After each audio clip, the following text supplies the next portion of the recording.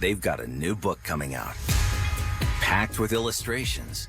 Now back to your Indianapolis Indians on Fox Sports 1260, Indy Sports Station. Howard Kellman, Jack McMullen.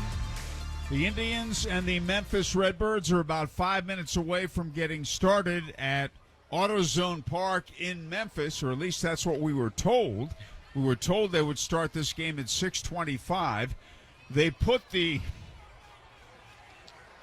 tarp on the field for 8 minutes, from 5:50 to 5:58. Then they took it off, and this necessitated the delay.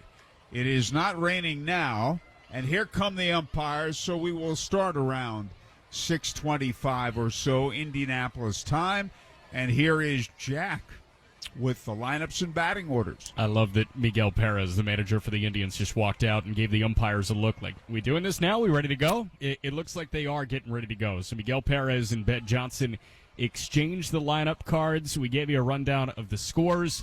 Now we'll give you a rundown of the starting lineups. But before we do that, the trio of umpires meeting up with Miggy and Ben Johnson at home plate. Paul Clemens is the home plate umpire. Jonathan Biarretta is the third base, Paul Clemens is a home plate umpire. Ben Sontag is the first base umpire, and Jonathan Biarretta is the third base umpire. I got that right. I knew you do. Now the starting lineup for the Indians. They enter at 51 and 53 after a 5-1 loss in the series opener on Tuesday night. Hoyt Park is the leadoff man in the DH. Diego Castillo bats second and plays shortstop. Speech screen record. Left fielder. Minimize full player. And plays center field. Kevin Padlo makes his Indians debut. He's the 5-hitting third baseman. Cal Mitchell, in his first game back since being optioned, is the 6-hitting right fielder. 7-inning first baseman is Mason Martin. Jamie Ritchie is the 8-hitting catcher. And Drew Maggi is the 9-man and the second baseman. And happy Roansy Day to all who observe. Roansy Contreras will be the right-hander on the mound for the Indians. More on that in the bottom of the first. The Memphis Redbirds enter at 56 and 49. They're managed by Ben Johnson. Kramer Robertson leads off and plays second. Scott Hurst is the 2-hitting center fielder. Juan Yepes bats third and plays first. Moises Gomez is the cleanup man in the right fielder. Connor Capel hits fifth and plays left. Ivan Herrera makes his series debut. He's the 6-hitting catcher. 7-inning DH is Austin Allen. Evan Mendoza bats eighth and plays shortstop. And Corey Spangenberg is the 9-hitting third baseman. On the mound for the Redbirds is the MLB rehabber Jack Flaherty. The 26-year-old from Burbank, California, was the first-round pick of the Cards back in 2014 at a Harvard Westlake High School. Flaherty, in 93 Major League starts, has a 3.38 ERA. He's been out since June 26th after finishing rehab to make his season debut on June 15th. So he was on the active roster for 11 days. He was dealing with right shoulder inflammation. He got a platelet-rich plasma injection, and he is gearing up to join the Cardinals again. Again, the rehabber Jack Flaherty on the mound for Memphis. He is finishing up his warm-up tosses, and here's Howard Kellman. Okay, thank you, Jack, and wherever you are on this Thursday evening, thank you for joining us, and we certainly hope you enjoy Indianapolis Indians baseball. Jack, you gave Flaherty's career earned run average. Did you give his career win-loss record? I did not give his career win-loss record, but I will give that to you right now. Jack Flaherty, in 93 Major League starts, is 32 and 24. Okay, thank you. And Hoyt Park to lead it off, batting .220. 5 home runs and 23 runs batted in. Flaherty looks in. The windup. First pitch of the game. Fastball. Strike called. Belt high outside corner. This game is underway from AutoZone Park in Memphis. Sun has come out. It's 86 degrees. And the one-strike pitch, fastball just a bit low, ball one. Flaherty thought that was a strike. First in a doubleheader, it rained for about 5 minutes, and they had the tarp on for 8 minutes, necessitating a 20-minute delay in starting time. Here's a foul back left side out of play, and it's 1 ball, 2 strikes, and what do we have here? Was it catcher's interference? Yeah, it looks like the catcher, Ivan Herrera, got his glove in the way, and Park, on his swing, knocked Herrera's glove off of his hand. So catcher's interference, that's an error on the catcher and no time at bat.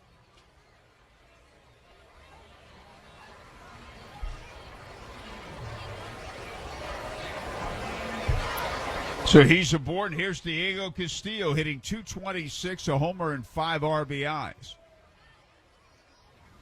Right-hand batter. Park leads, and a breaking ball just inside ball one. 1 ball, no strikes.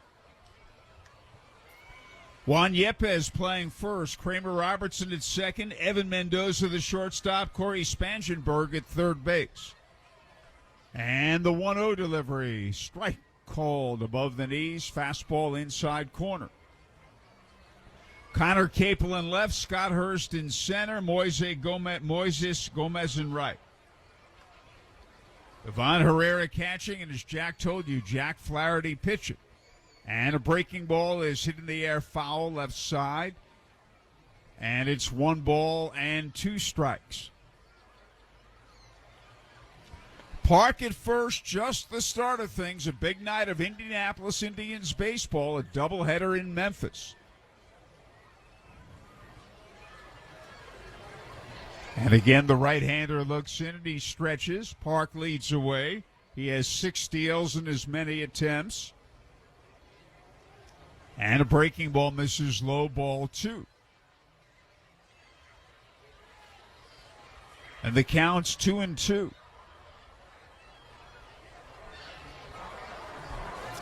Travis Swaggerty on deck. Park leads, being held aboard by Yepes. Flaherty stretches, sets at the chest, and a fastball, and he clipped the outside corner above the knees. Strike 3, and Castillo knew it. And there's 1 away. It looks like Flaherty's going after his front cleat, his left cleat, often. A couple times in that at bat, he just went back to the rake on the back of the mound. It looks like he's dealing with some clumping on that lead foot. And Travis Swaggerty, the batter, hitting .262, 7 homers, 41 runs batted in. Left-hand hitter, throw over, not in time. 1 on, 1 out in the top of the first. In doubleheaders, each game scheduled for 7 innings. And a breaking ball in the dirt, blocked by Herrera, ball 1.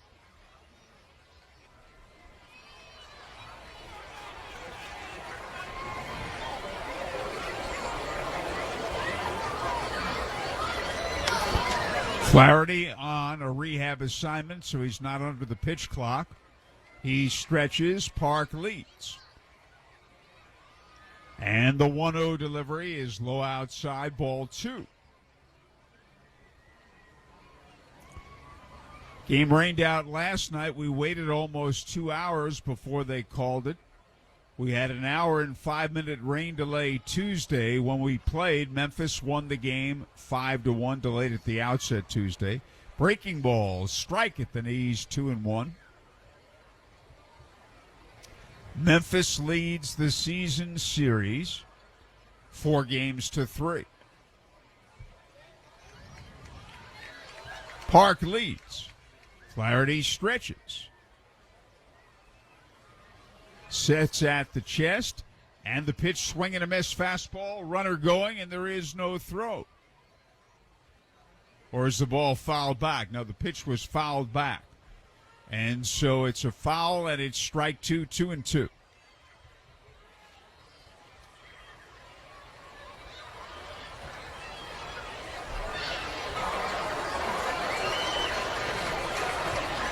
And again, the right-hander stretches.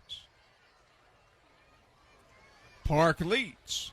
And the pitch, swinging a high fly ball, foul, left side, out of play.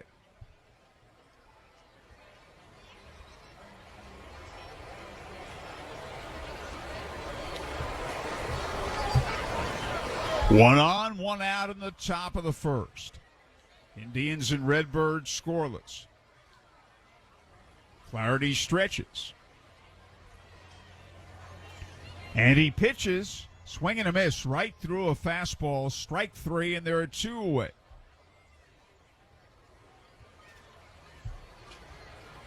And Jack Flaherty, the MO on his fastball is high spin. It doesn't have any, dive or run particularly. It carries well, and that was, about belt high inside part, and Swaggerty with a straight line swing was just over the top of it.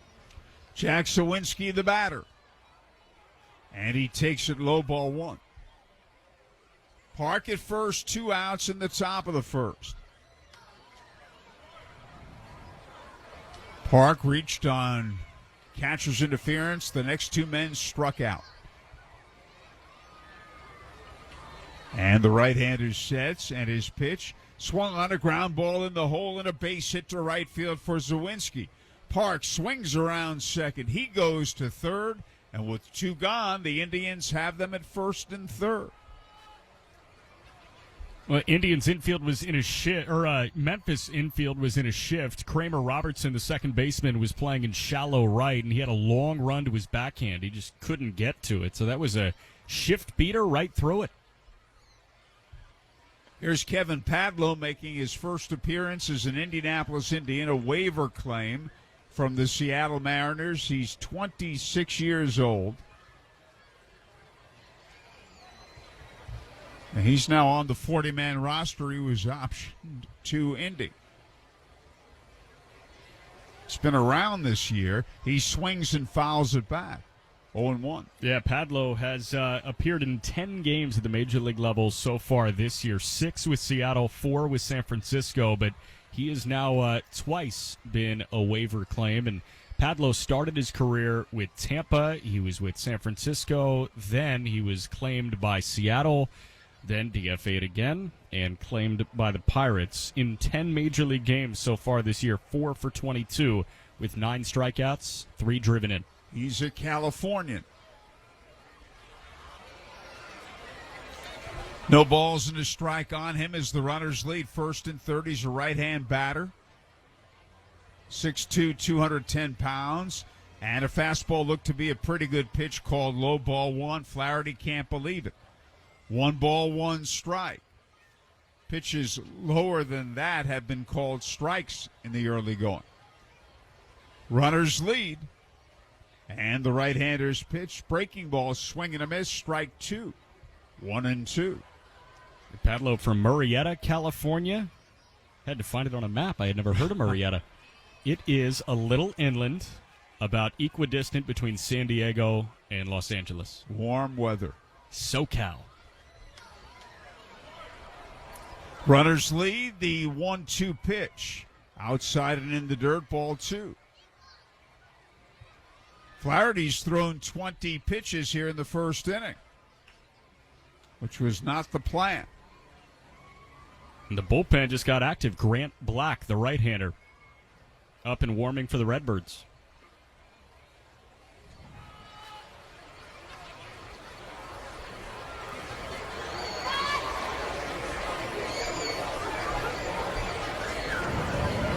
And again, the right-hander stretches.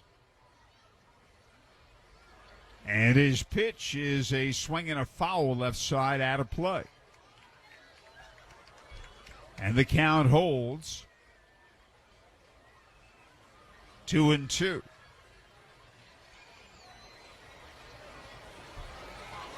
Flaherty in no great hurry, and the runners lead at first and third.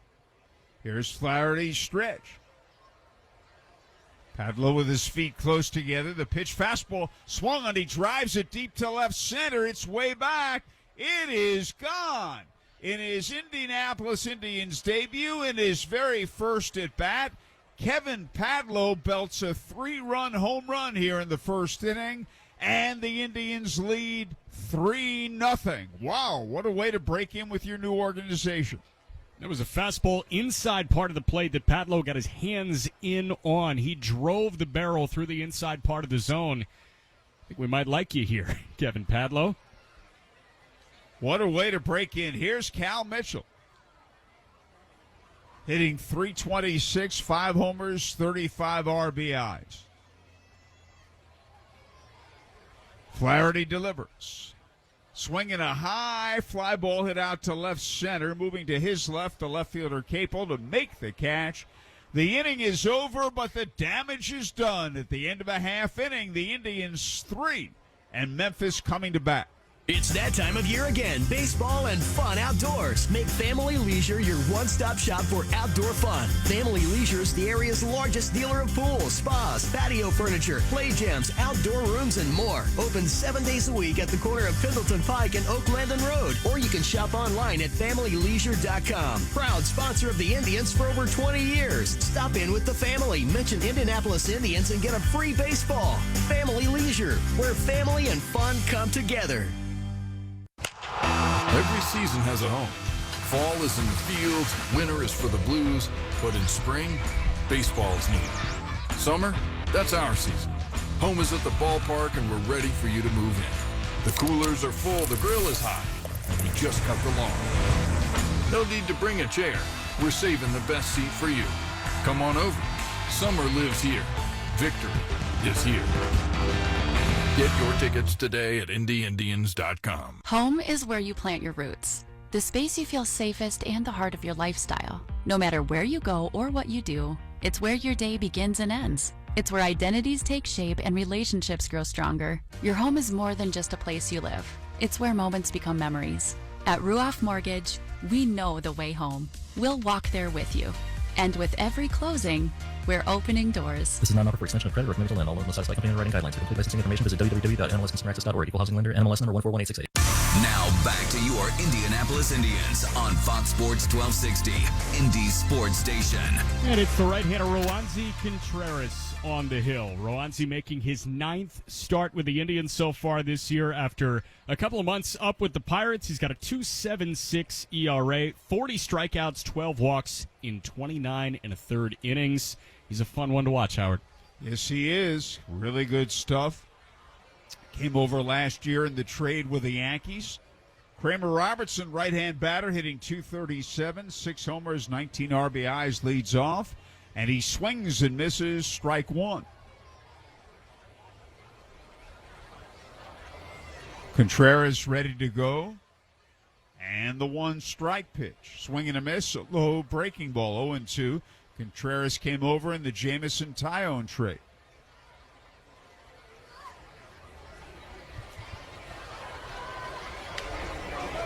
And this pitch is high, ball 1-2. It's incredible how much quicker the pace is, even through the first 3 pitches for Contreras, as opposed to Flaherty, who's not working under the pitch clock. The 1-2 delivery, swing, and he fouls it to the right side. He went lunging for a pitch away.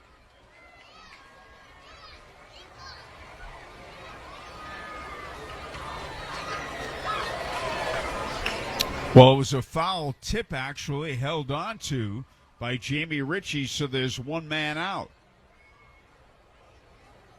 So he strikes out swinging, and the batter will be Scott Hurst. Hitting .267, 7 homers, 27 RBIs. He takes high and away, ball 1 ball, no strikes. Fastball, swing and a miss. Mason Martin playing first. Drew Maggi at second. Diego Castillo, the shortstop. Kevin Padillo, the third baseman. Kevin Padlo, the third baseman, I should say. Fastball clips the outside corner thigh high. Travis Swaggerty in left. Jack Sawinski in center. Cal Mitchell in right. Jamie Ritchie catching. Roansy Contreras pitching. And there's a swing and a miss, and that didn't take long. He struck him out swinging on 3 pitches. Just throwing strikes with good stuff. Good velocity, and there are 2 away. Here's the rehabbing Juan Yepes, hitting .281, 9 homers, 26 RBIs. Indians 3, Memphis nothing. A Kevin Padlo 3-run homer, and we're in the bottom of the first. Yepes can take his time since he's rehabbing. The pitch clock is not in effect. And a breaking ball low outside. Ball 1.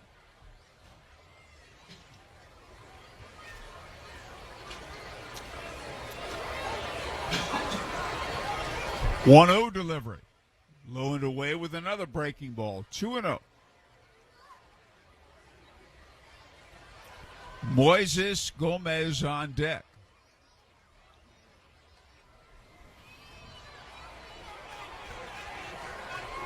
And the 2-0 pitch is a fastball fouled back out of play, 2-1.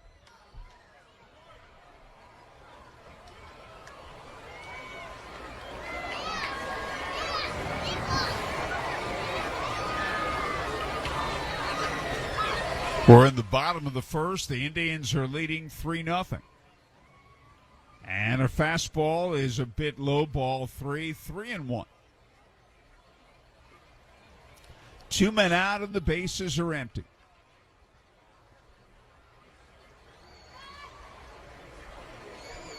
And Contreras winds and pitches. Fastball clips the outside corner belt high. The count's full.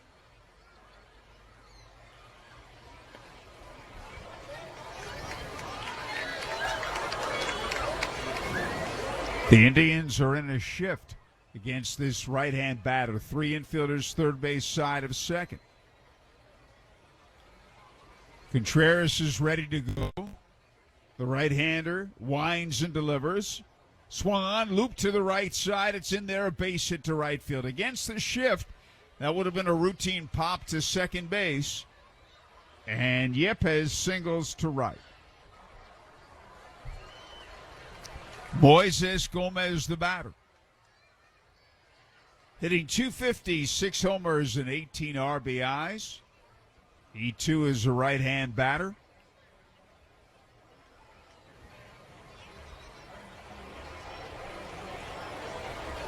Contreras looks in. Yepes at first, 2 outs in the bottom of the first, and the Indians are leading 3-0.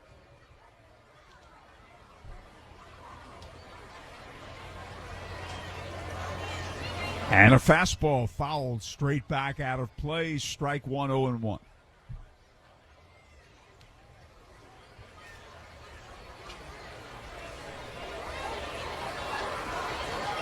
Yepes leads away.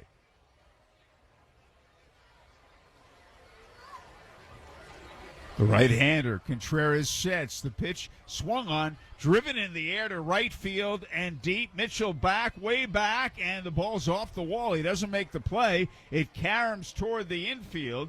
Yepes rounding third, heading home, and Gomez is into third, standing with a triple. Now, it looked as if Cal Mitchell might catch that ball, Jack. Yeah, I mean, he initially got back to the warning track and had his hand on the wall in right center field, and he kept on moving laterally, farther along the right field wall, closer and closer to straightaway right field, maybe even inching towards the line. He kept on veering right, and he just missed it on a late reach with his backhand. So the Redbirds have a run. It's the Indians 3, Memphis 1. I'm thinking right-handed hitter. Maybe that ball was tailing a little bit and Mitchell didn't notice. I think you're exactly right.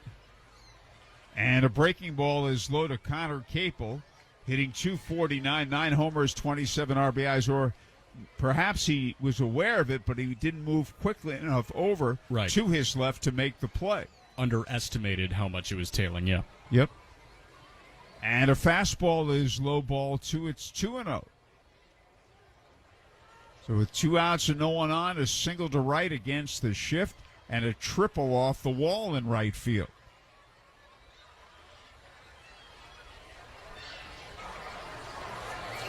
Contreras sets, and the 2-0 pitch, high and away, ball 3.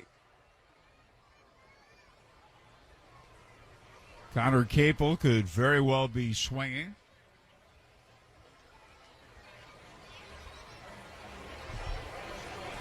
Three balls, no strikes. Contreras stretches and delivers. And it's low. He wasn't even close to home plate on any of those 4 pitches. He walks Capel.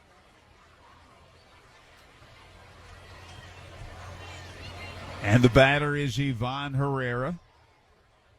Hitting .276, 3 homers and 22 runs batted in. We're in the bottom of the first. We're delayed approximately 20 minutes at the outset due to rain that lasted about 5 minutes. They had the tarp on from 5:50 to 5:58 and necessitating a 20-minute delay at the outset. And a breaking ball strike called knee-high outside corner.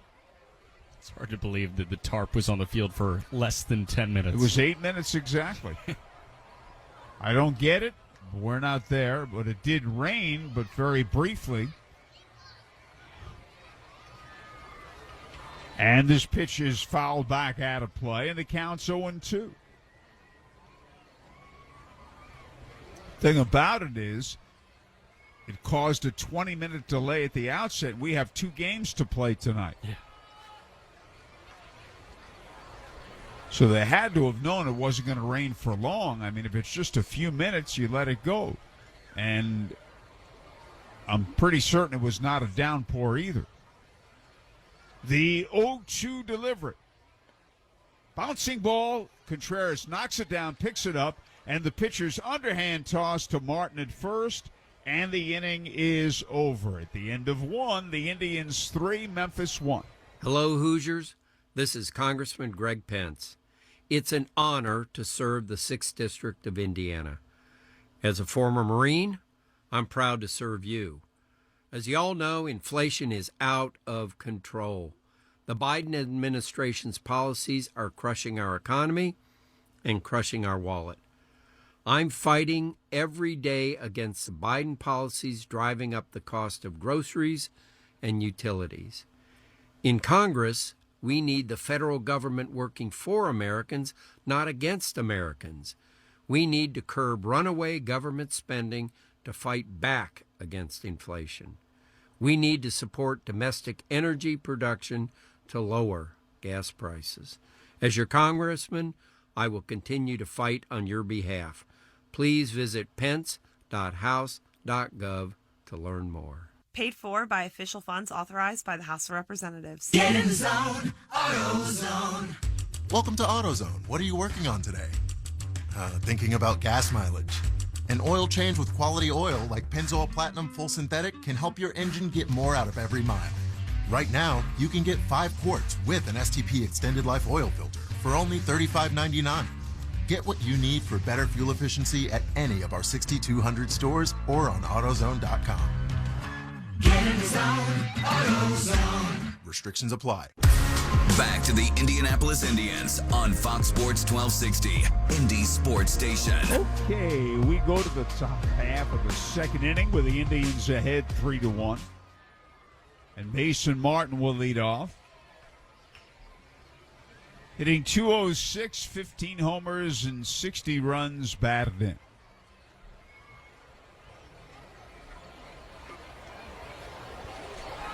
Left-hand hitter. Got off to a great start. Struggled for 3 months after a great April, but had a terrific homestand that wrapped up on Sunday. And he takes a pitch that appeared to be right in there for a strike, called ball 1. He's 0 for 2 in this series. And the next pitch is a strike, and the other one was closer to home plate than this one was. Called strike 1-1. Flaherty winds, and he pitches. And a fastball, and that looked like a terrific pitch, too, is called inside, ball 2. 2-1. Wow, what a small strike zone we have tonight. Flaherty winds and delivers. Inside and low, ball 3, 3-1.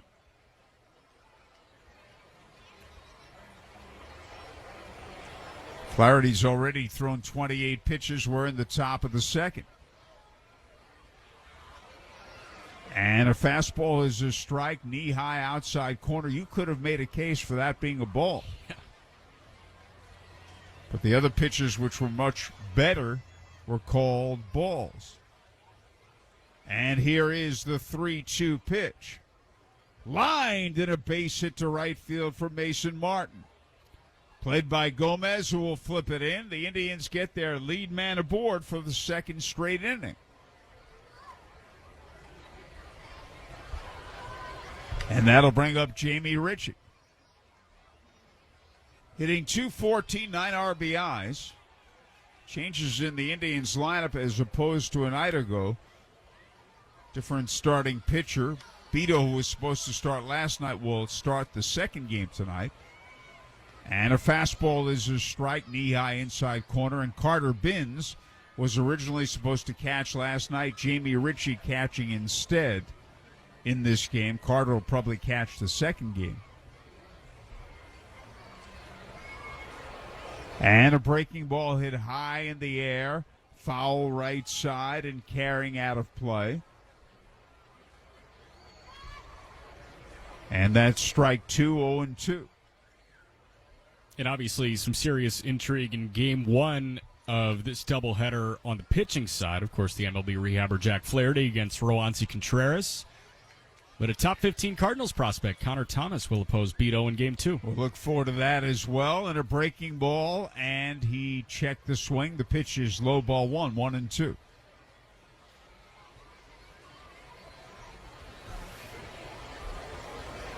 Martin at first. Nobody out in the top of the second. And a fastball is low inside. That's a ball, and it's now 2-2. Drew Maggi on deck. Flaherty looks in. Martin leads away. Mason will steal occasionally. He'll pick his spots. The 2-2 delivery is a little outside, ball 3. Flaherty has gone from 0-2 to 3-2 on Jamie Ritchie. Mason Martin with 11 steals in 14 attempts. Flaherty stretches. Martin leads. And the pitch looped into right field. That may fall, and it will. Base hit. The ball fumbled by Gomez out in right. And Mason Martin goes all the way to third base. And the Indians have them at the corners with nobody out here in the top of the second.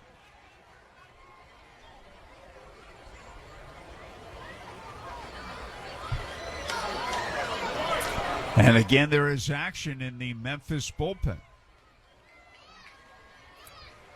And again, it's the 28-year-old right-hander Grant Black.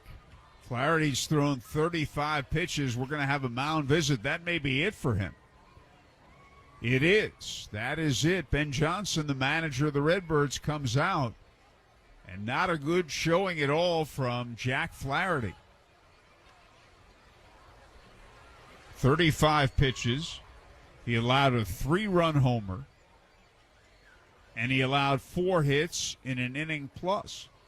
And again, a former first-round pick of the Cardinals out of high school. And Flaherty, supremely talented, but dealing with a shoulder thing all year long. Has been dealing with right shoulder inflammation, and those are so hard to shake. So hope Flaherty is all right and he bounces back. But this warrants an Indiana 8-1-1 call to the bullpen, and it is the big 28-year-old right-hander Grant Black, 6'5", 225 from Newport, Arkansas. Attended University of Arkansas Monticello. And has split his year so far between AA Springfield and Memphis at the AAA level. With Springfield, 22 appearances, he had a 3.69 ERA across 31 2/3. With Memphis, this will be appearance number 12, a 3.6 ERA. That's 6 earned runs in 15 innings, 9 strikeouts, 7 walks. Springfield Cardinal, the teammate of Chandler Redmond, who did something incredible last night. He hit for the home run cycle in Amarillo. It's never been done in the major leagues, and I think it's been done a few times in the history of the minor leagues. Amarillo. I never heard of it being done. It is. I needed a refresher on what the home run cycle was, but it makes sense. Chandler Redmond had a 4-homer game against the Diamondbacks AA affiliate, the Sod Poodles. And Redmond... Say that again? The Sod Poodles. And Redmond, for the Springfield Cardinals, hit a solo home run, a 2-run home run, a 3-run home run, and a grand slam. The home run cycle, wow, way cooler than the normal cycle. I'd settle for a normal cycle. I have nothing against that. But that's amazing. Truly is. Drew Maggi, the batter. 2 men on, no one out in the top of the second, and we now have the pitch clock back. We do. With Flaherty, the rehabber, out. Maggi swings and grounds it foul, left side, strike one. The only guy it'll still be in play for is Juan Yepes when he hits for Memphis. Maggi 2 for 9 as an Indian, batting .209 overall this season. Also played with Lehigh Valley, the Phillies AAA team. Hey, you hear who won that Phillies game this afternoon? Marlins won 3-0. Marlins, okay. Well, Kyle Gibson, I believe, started that game. And the pitch is fouled back out of play. He did against another great young arm for the Miami Marlins, Edward Cabrera, the hard-throwing lefty. You see this power changeup that all these Marlins are throwing? Cabrera is throwing a 95-mile-an-hour changeup. Wait a minute. Wait a minute.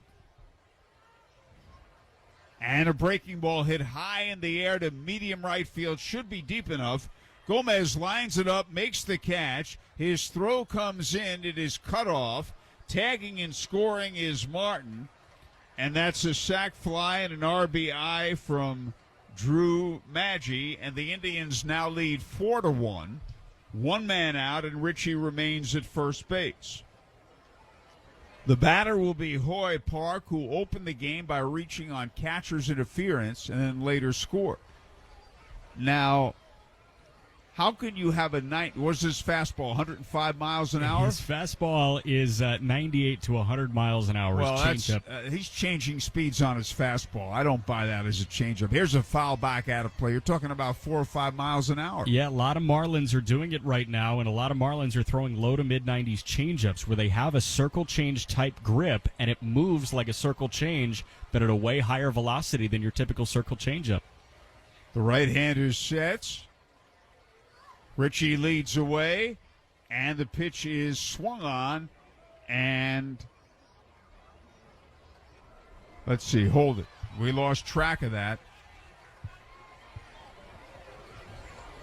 Saw Park swing. Do we have catcher's interference again? We do. It was lined up the middle, but again, Park, I think, clipped Ivan Herrera's glove, and Park is pointing back to Herrera as we get a look at the replay. Yeah. The line drive was caught. Remember, if it's a base hit, catcher's interference is nullified. Now, that's a new one. Back-to-back plate appearances in the first and second inning, and catcher's interference called both times with Hoy Park up there. So he's aboard. Richie to second. Now Diego Castillo, who struck out his first time up. I've never seen that happen. The guy's first 2 plate appearances or 2 plate appearances in the same game to be called for catcher's interference. Never. And we know that Park has that long swing. He keeps the barrel in the zone for a while, but that's unheard of. And the pitch is high, ball 1 to Diego Castillo, who looked at strike 3 his first time up.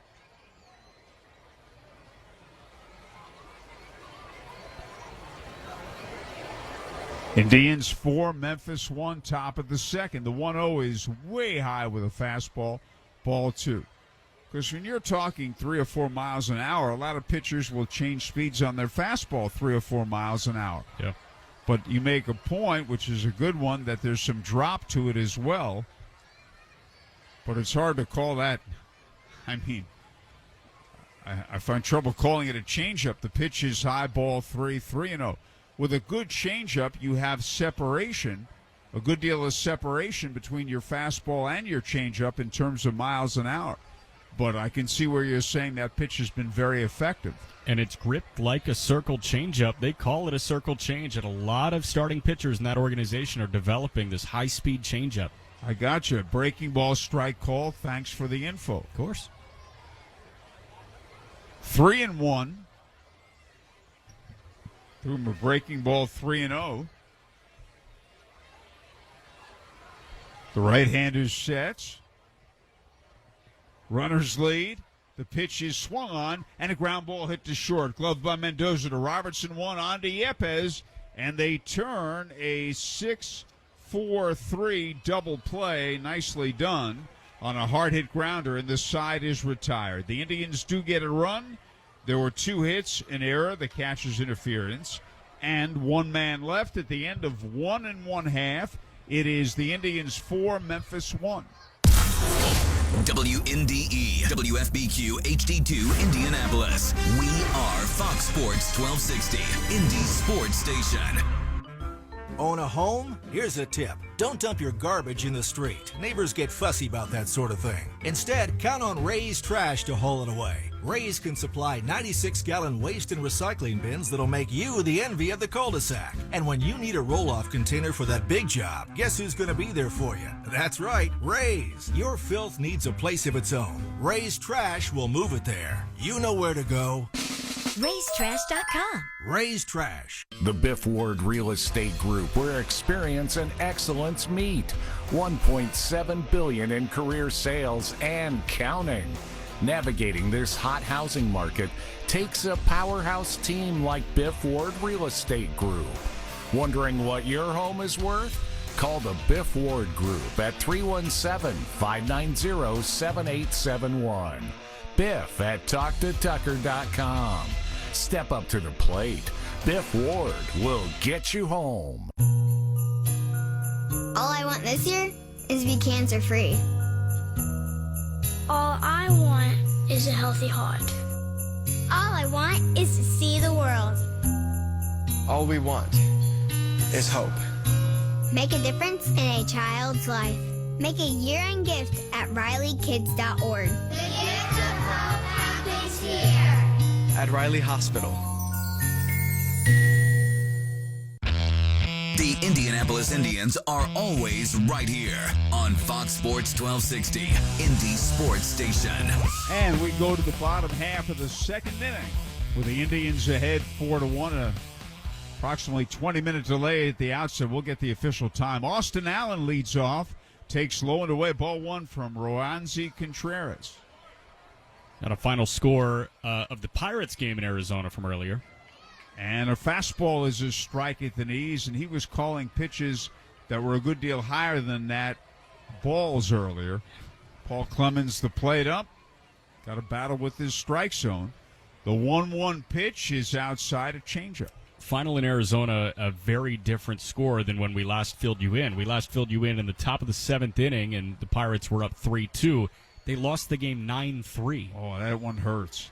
Here's a foul back out of play to be ahead 3-2 in the 7th inning and to lose 9-3. Wow. It was a 7-run bottom of the 7th inning for Arizona. Wow. I'd like to know how long. Of course, when you bring in a relief pitcher, he has to face 3 batters. J.T. Brubaker started the game. Austin Allen swings and misses at a pitch in the dirt, strike 3. Makes no effort to run, and he's out of there. And there's one away. He just left. Jamie Ritchie didn't even tag him out. He just walked toward the dugout. Evan Mendoza, the batter, with 1 out. Hitting .247, 4 homers, 23 RBIs.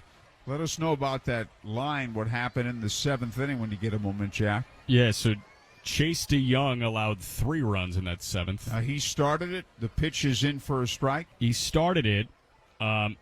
That was his 2nd inning of work, so he went an inning and a third. He got 1 out. Yeri De Los Santos came in. How many guys reach base safely, and the pitch is outside?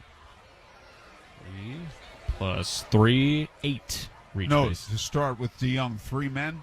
3 men, yes. 3 hits. And a breaking ball hit high in the air, short right field. Park going back, Maggi going back, rather, and the second baseman has it. And there are 2 away. So he faced how many batters in that inning? 4? Let's see. So DeYoung allowed a single to Jake McCarthy, a single to Sergio Alcantara, hit Geraldo Perdomo with a pitch, RBI ground out from Alec Thomas. And then he was taken out. Then he was taken out for Yeri De Los Santos. Here's Corey Spangenberg. Hitting .215, 10 homers, 32 RBIs, and a breaking ball called a little bit high, ball 1. Yeri came in, allowed a double that allowed 2 runs to score. Then he intentionally walked Josh Rojas. Christian Walker walked to load the bases. Pitches high and away. I would think he's taken out right then, correct? Nope. Dalton Varsho with a bases-clearing double. Because he could have been taken out after 3 hitters there. Yep.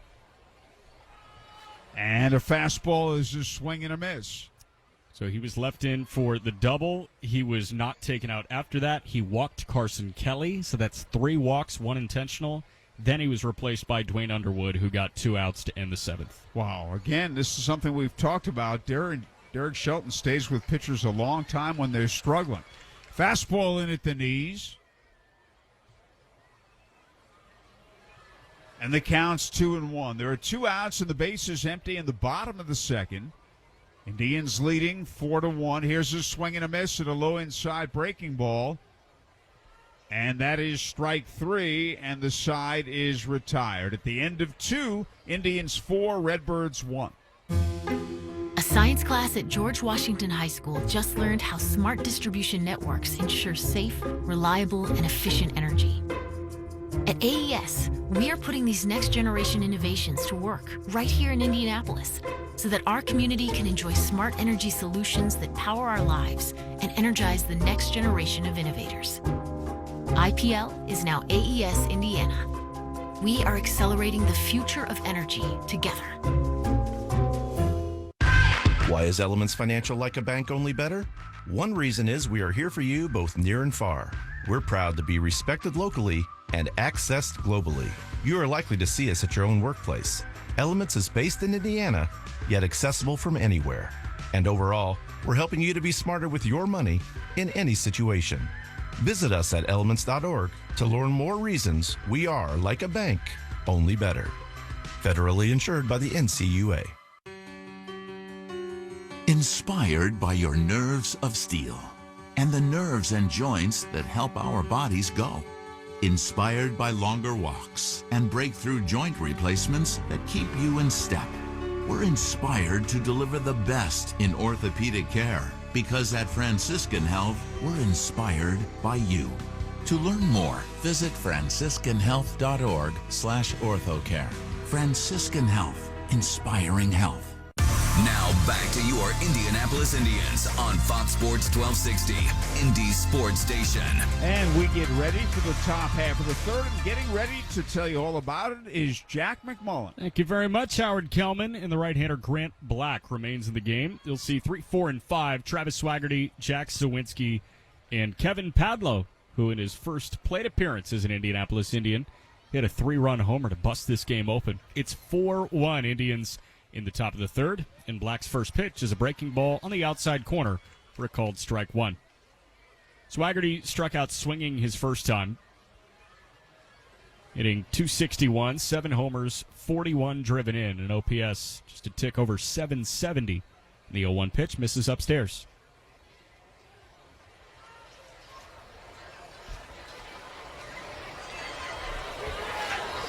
Black, the big righty, set just next to his right ear, and the 1-1 pitch is lifted out to left center, carrying towards the alleyway, but the left fielder Capel underneath and makes the catch in the sunshine, 1 away.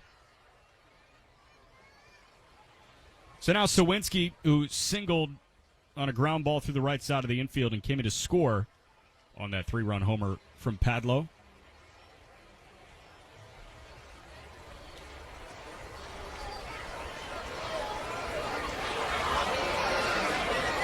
A really great note on the Indians' Twitter earlier today as the first pitch misses upstairs to Sawinski.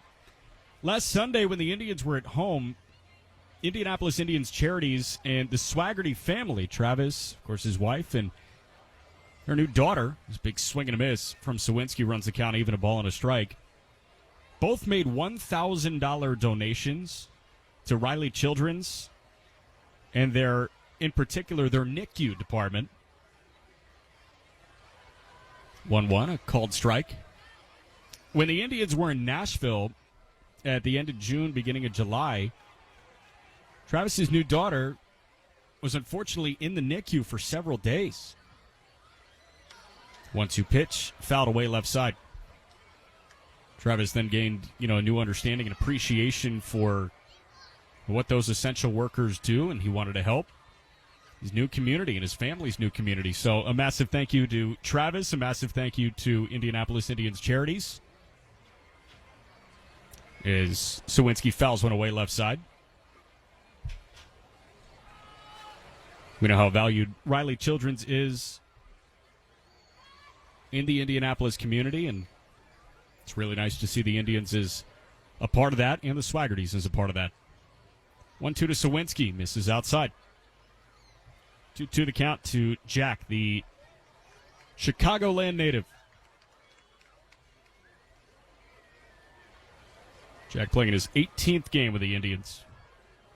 And the 2-2 is waved at and missed.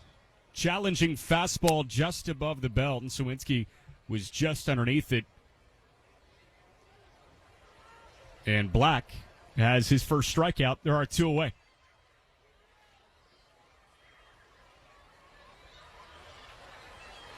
So now Grant Black, who's thrown 20 pitches, 15 for strikes, sees Padlo.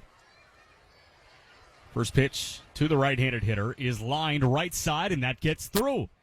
That'll roll to the right fielder, Moises Gomez, who cuts it off in the alleyway and limits Padlo to a single. But Kevin Padlo, in his first 2 plate appearances as an Indian, is 2 for 2. A 3-run homer to left and a line drive single to right. So he's at first with 2 gone, and now it's Cal Mitchell.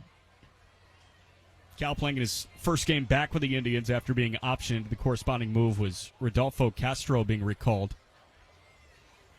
First pitch from Black misses outside. Indians up 4-1, top 3, 2 away. And Padlo at first. Cal flat out to deep left center his first time. And when he's been with the Indians, he has been excellent. 1-0, chopped foul right side.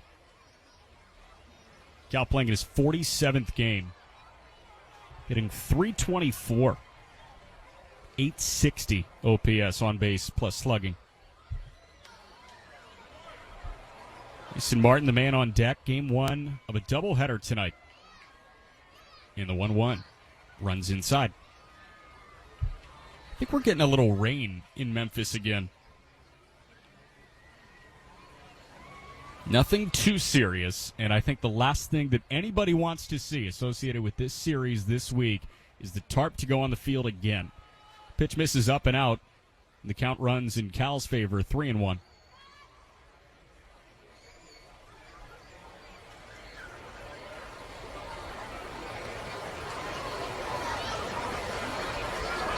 Advantage Mitchell. 2 away, man at first. And the 3-1 pitch from Black is a breaking ball that is laced out to right into the sunshine. That'll get down. It's picked up, fading towards the line by the right fielder Gomez. And Padlo advances from first to third. So back-to-back singles with 2 outs. And there are runners at the corners for Mason Martin, who lined a single through the right side his first time.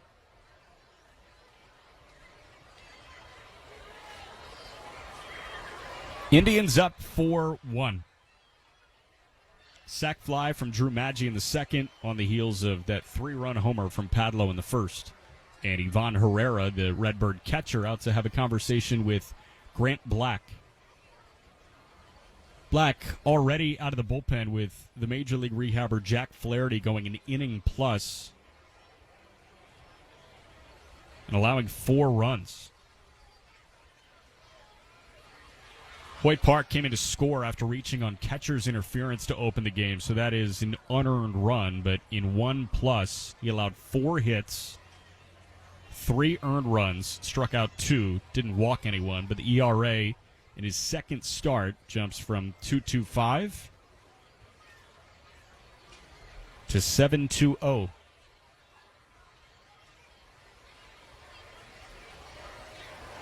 Meeting adjourned. Herrera back into the squat, setting up on a knee. Goes to the outside part of the plate, and the first pitch to Martin. It's a called strike on the lower outside corner. Mason Martin playing in his 98th game as an Indian this year.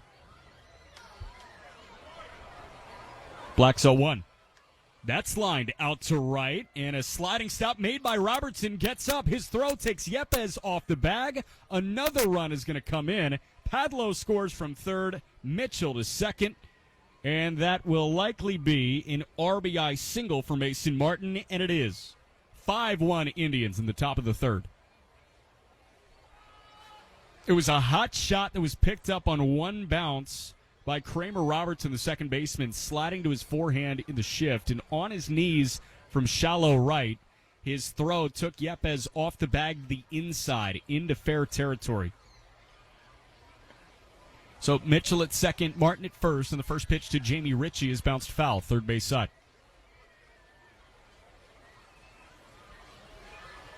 Mason Martin now with a 2-for-2 day with a run scored and a run driven in.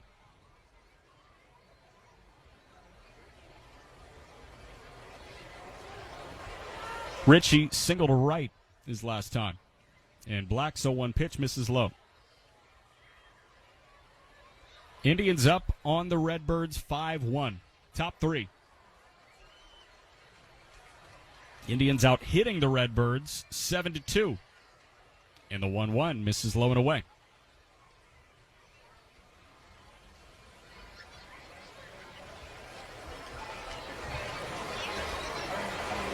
Game 2 of 6 this week in Memphis.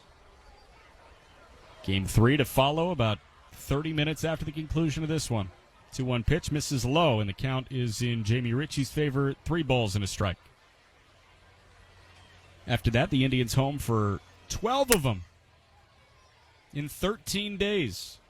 Hosting the Iowa Cubs, then the Rochester Red Wings, who finally won a baseball game.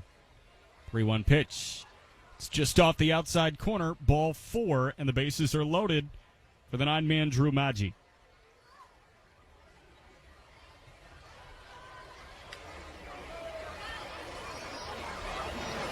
Rochester had lost 19 in a row before getting the win over the Orioles AAA affiliate in Norfolk earlier today.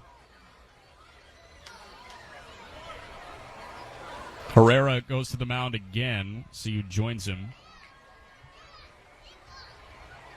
That is not Ben Johnson.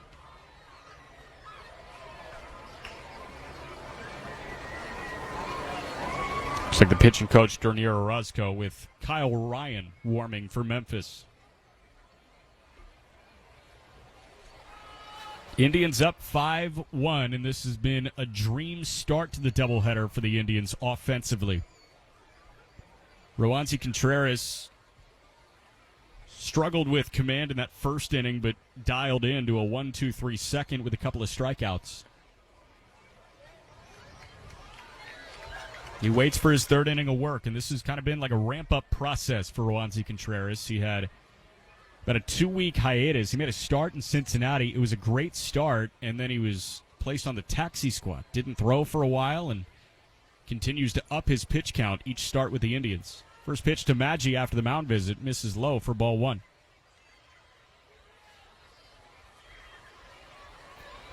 Maggi hit a sac fly out to right his first time up. Time asked for by the catcher Herrera, granted by the home plate umpire Paul Clemens.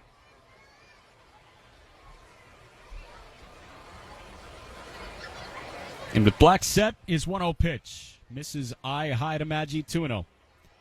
Nowhere to put the Indians' 9-hitter.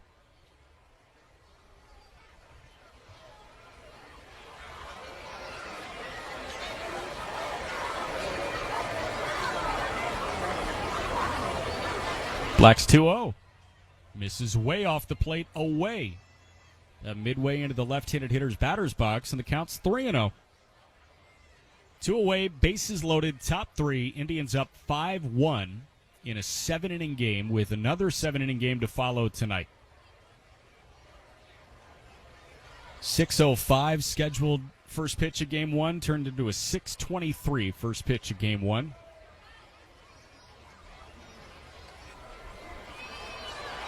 With the old tarp on the field for an 8-minute trick. 3-0 pitch. It's a called strike on the outside corner.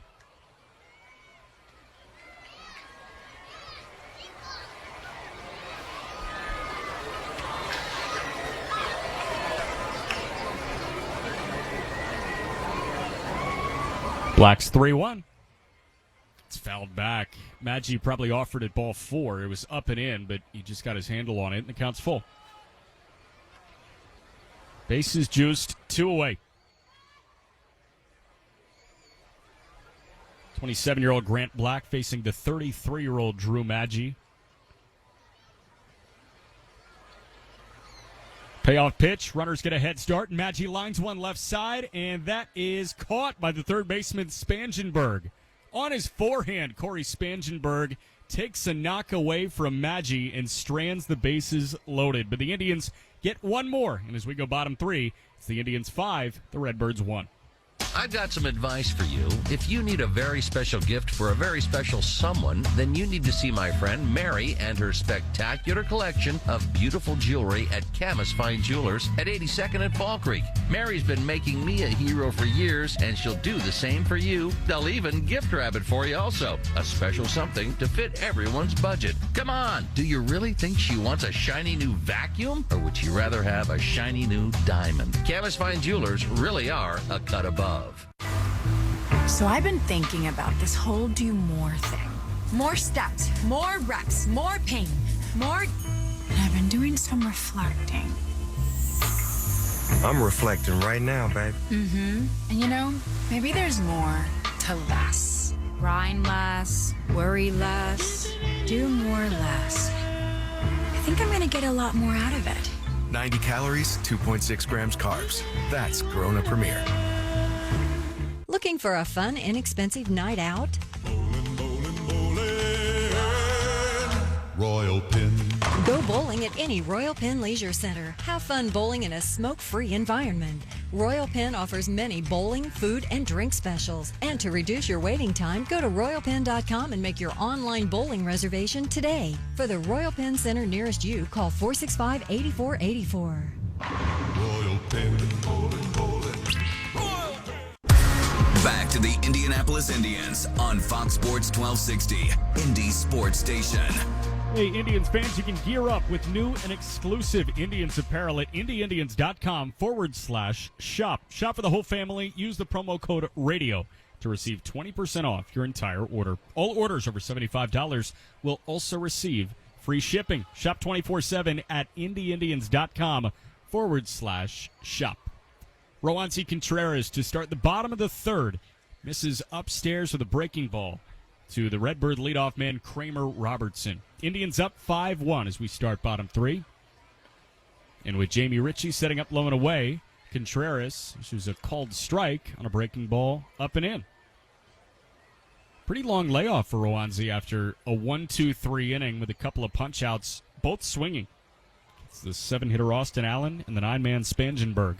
1-1, slow curve, waved at and missed. 1-2. Roansy got Kramer Robertson to strike out on a foul tip to open his night on the mound. And on the 1-2, a check swing, and Kramer certainly went around on another breaking ball.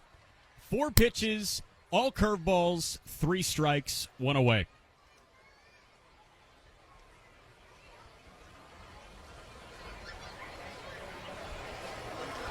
That was Contreras' 7th out recorded. It was his 5th strikeout, and all 5 swinging. Now Scott Hurst, the 2-hitter, takes low and away.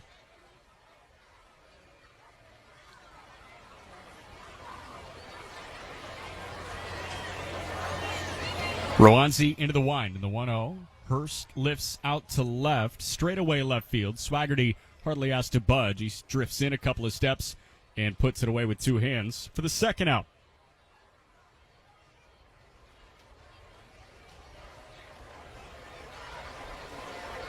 So Contreras has now put down 6 in a row, and he sees the MLB rehabber Juan Yepez.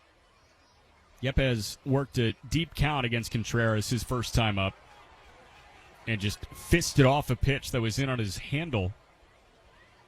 It was a shift beater. It bounced where the second baseman would typically be playing on the infield and rolled into right for a single.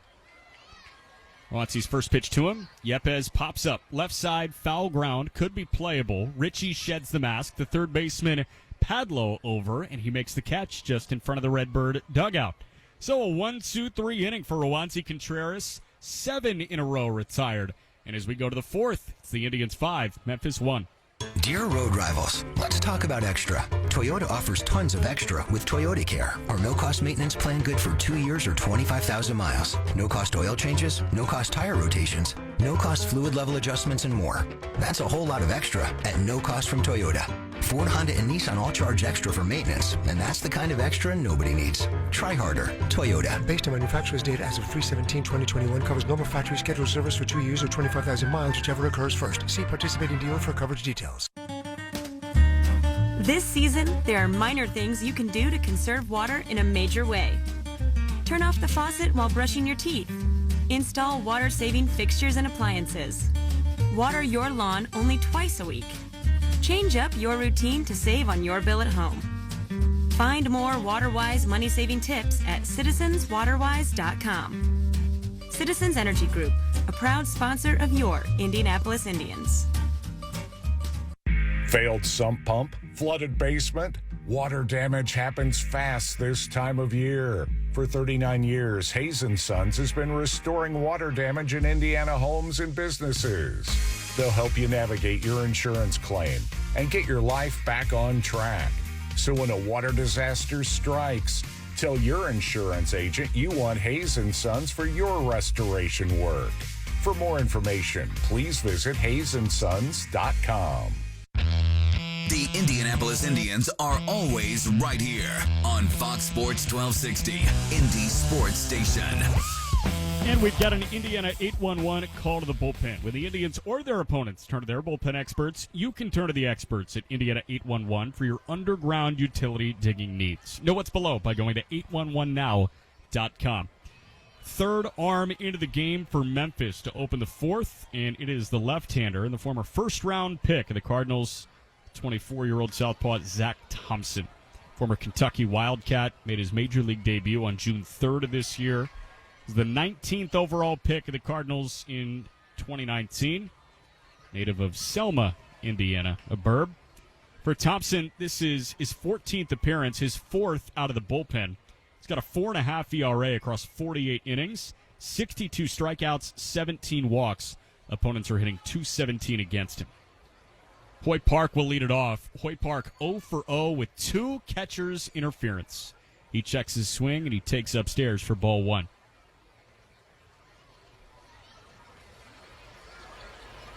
I've never seen it before. Granted, I haven't been around that long. 1-0 pitch, fouled away. You've never seen it before either, Howard. And Howard is Howard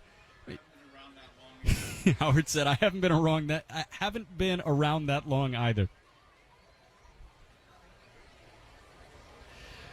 Park came in to score on his first catcher's interference, and on his second, he was the first of a double play from Diego Castillo, who's on deck. 1-1, misses inside, ball 2.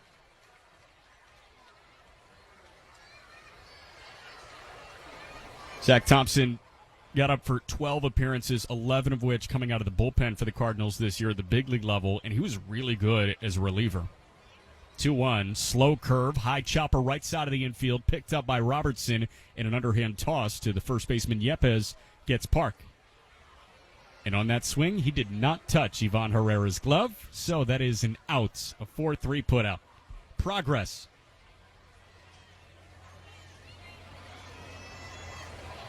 So now Diego Castillo, who struck out looking and bounced into an inning-ending 6-4-3 double play in the second.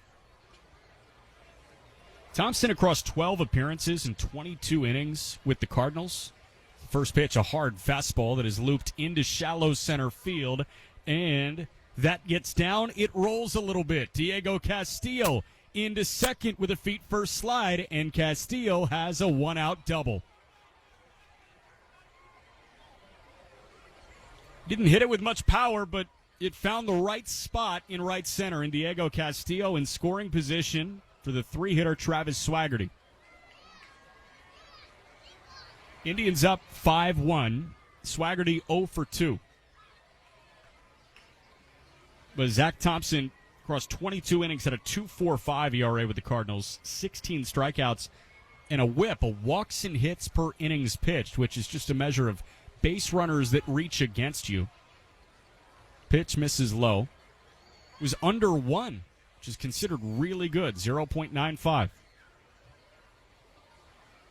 Cardinals trying to develop him as a starter, but he came down, as worked out of the bullpen in shorter spurts, an inning at a time, maybe an inning plus at a time. And Thompson, a couple outings ago out of the bullpen, hit 101 miles an hour. Slow curve on 1-0, and it's a called strike one. Thompson, when he was at Kentucky, when he was a first-round pick, was low to mid-90s with his fastball, and he was 3 or 4 pitches in any count, any spot. 1-1, hard fastball that's lined into center, and that'll get down. It'll two-hop the center fielder Hurst, and Castillo around third. He comes in to score. So it's an RBI single for Travis Swaggerty, and the Indians are up 6-1 in the top of the fourth.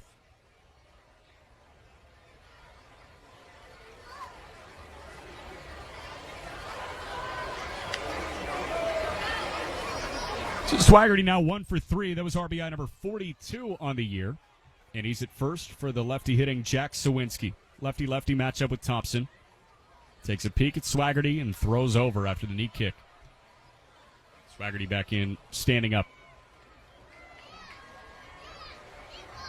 Got to know the Indy area native Zach Thompson a little bit when he was out on Cape Cod summer of 2018 between his sophomore and junior year at Kentucky. Thompson, his first pitch, breaking ball, misses low and away. And it's hard to find somebody funnier than Zach Thompson.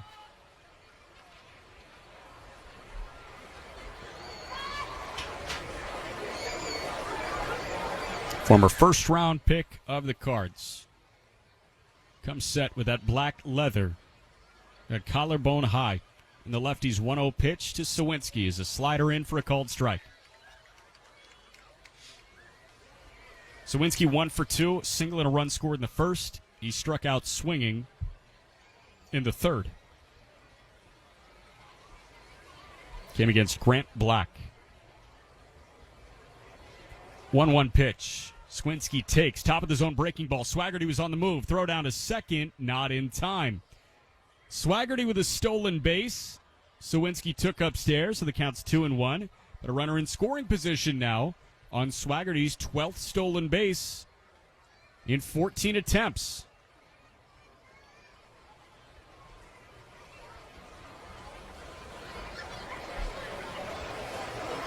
Thompson set.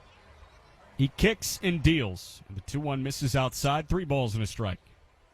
Indians up 6-1, top 4.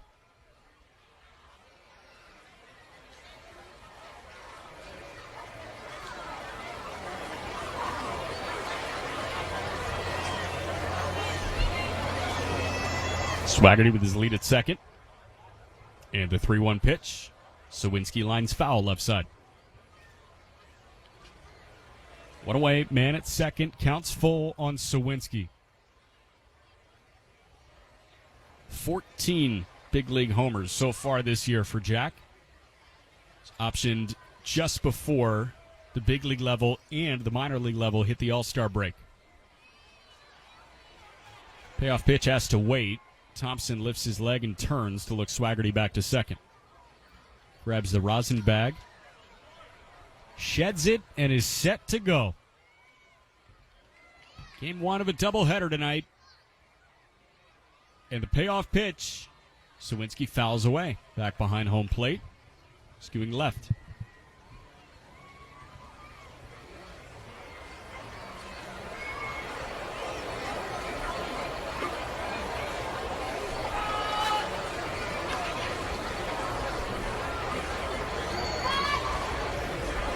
Thompson set. Payoff again. And Sawinski lines it left side through the shift into left for a base hit. Capel comes up firing back into the infield. Cut off by the third baseman Spangenberg, keeping Swaggerty at third. That's another knock. That's 3 consecutive hits against Zach Thompson. And our runners at the corners for Kevin Padlows, 2 for 2 in his Indians debut.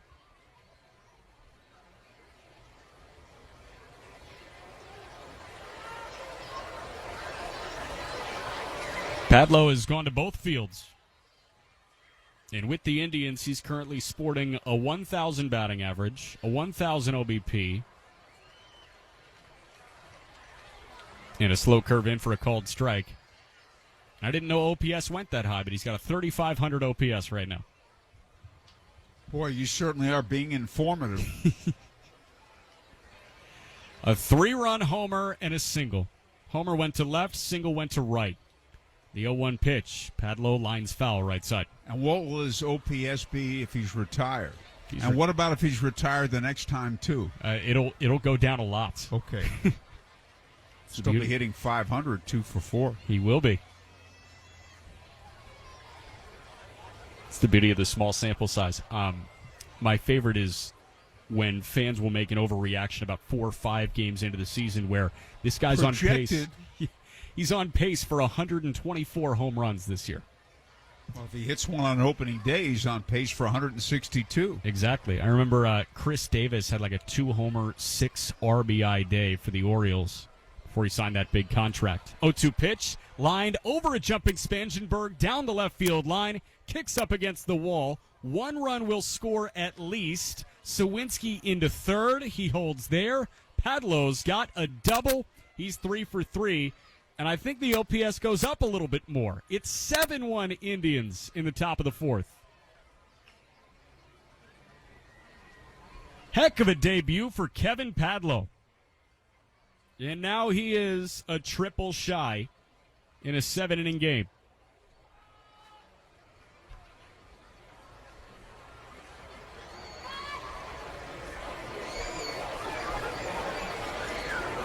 So an RBI double, that's 4 consecutive base hits against Zach Thompson.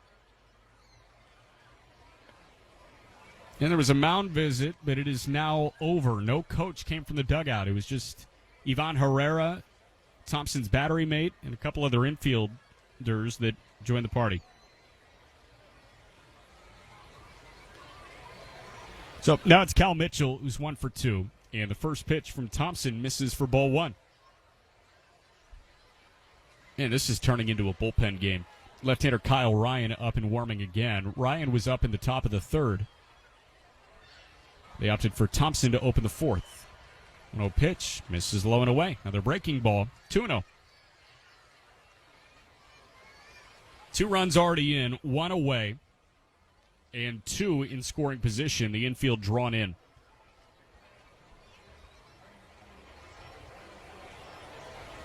Cal in the driver's seat. And the pitch misses upstairs. 3-0.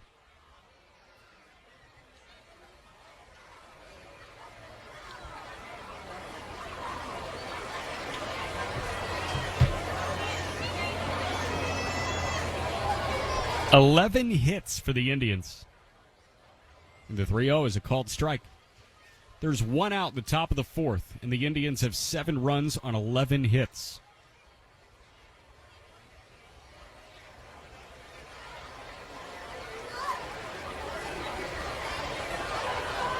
3-1 pitch from Thompson to Mitchell is a curveball in for a called strike 2, and there's nothing that Cal would have done with that pitch, and he acknowledges that. Cal almost bites his tongue looking at that, like, yes, good execution on that curveball. Count now full. And the pitch bounces, ball 4. A walk for Mitchell.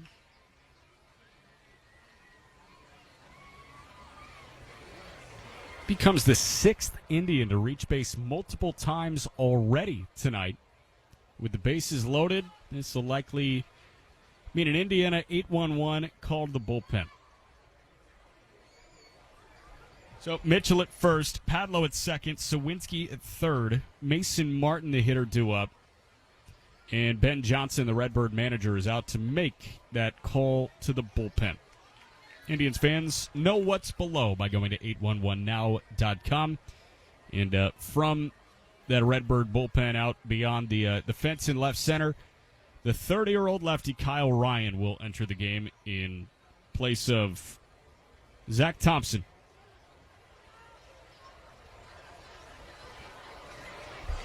Ryan, who was formerly with the Iowa Cubs from 2018 through the end of the 2021 season.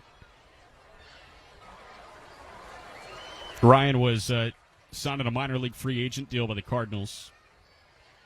This will be appearance number 37 for him so far this year with the Redbirds. He's got a 5.28 ERA across 44 1/3 innings. 31 strikeouts, 23 walks. Ryan's major league career, which is spanned from 2014 through 2021. First 4 years with the Tigers, next 3 with the Cubs. He's got a 4.05 ERA across 190 appearances. Well, it's been a terrific game for the Indians, and just think of what you might like for a midnight snack tonight up here. I will. I've got my pita chips in my backpack. You're prepared. I am prepped. I was thinking about that around noon. I said, all right, if everything breaks against us time-wise, we'll have a what rain do we delay. do? Got another one. The sun looks good. It is out. It is present. Fingers crossed. Here's the thing about the last couple of days. We were delayed by an hour and 5 minutes on Tuesday. And we got the official time, Jack, by the way, 20-minute rain delay at the outset. So 6:25 was when we started. I think you had it as 6:23. I don't want you to lose any sleep over this. It's very important. But I checked with the Memphis people, and they said 20 minutes. I was going to lose sleep simply because of the time that Game 2 ends. I won't lose any more sleep over that. But I looked at my watch when I saw the first pitch come in, and I wrote down 6:23. So I thought it was going to be 18, but 20-minute delay. Kyle Ryan set to go. I think you have a right to challenge that delay with the official scorer. Yeah, but I'll be right behind you, too. If I lose, then I can't challenge again for the rest of the game, though. Mason Martin set to go against Kyle Ryan. And the first pitch from the 30-year-old left-hander is a sweeping slider in for a called strike one.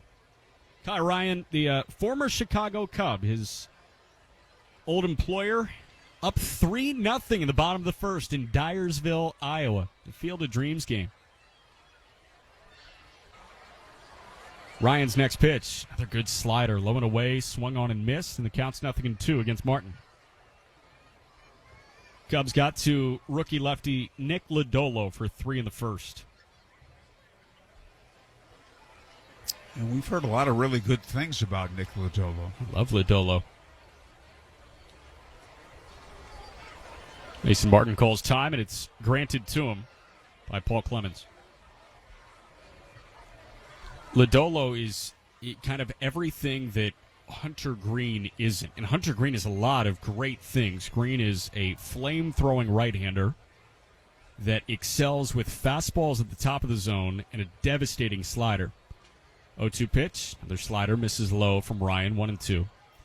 But Green is prone to a lot of hard contact, a lot of home runs, because if you leave 100 over the plate, major leaguers can still hit that fastball if it's as straight as an arrow, and that was Green's issue in the early goings. 1-2 pitch. Check swing on a slider low and away. Did Martin go around? He did not. 2-2. But Lodolo is like that pitchability lefty. He lives belt and below, gets a ton of ground balls. Problem is, he allowed 2 doubles, a Seiya Suzuki double, an Ian Happ double, and a Nico Horner single to produce 3 runs for the Cubs.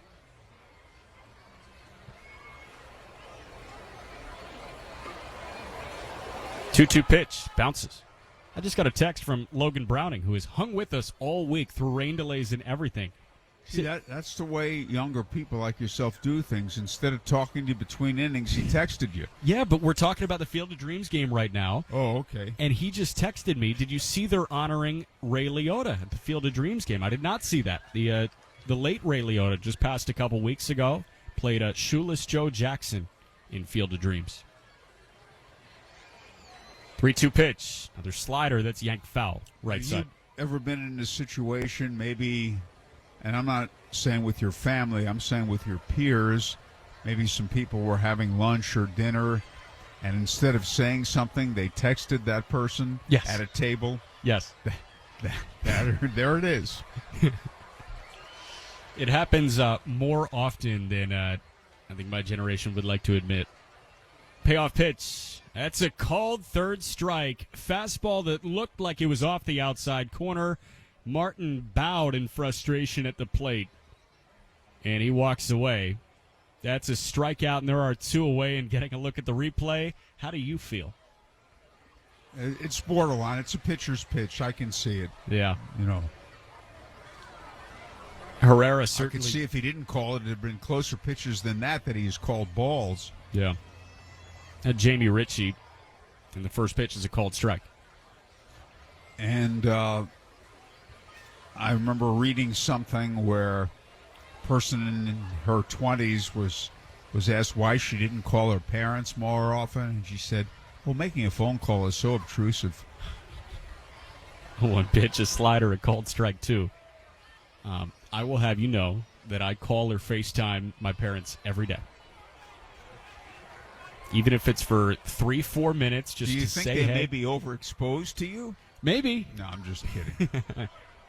Pitch bounces. And the way I do it, I had a lot of friends in college that, would tell me, like, on a Sunday night, I haven't talked to my parents in about a week and a half. I'm going to go call them, and the call lasts an hour and a half because you got to catch them up on everything. Right. I decided that, like, 3-4 minutes every day was so much more palatable. Pitch misses inside, 2-2. That was a very close pitch. Well, you're a big time management guy. I'm a big time management guy. Some may say an organizational freak. Indians up 7-1, top 4. Bases loaded, 2 away. And the 2-2 pitch from Kyle Ryan to Jamie Ritchie on the way, and it misses low. One thing this game has been loaded with is deep counts. Jack Flaherty was getting into a bunch of them. The rehabber got the start for Memphis. He went an inning plus. He allowed 3 earned runs, 4 in total. The payoff pitch, Ritchie yanks foul. Jamie Ritchie 1 for 1 with a walk and a single.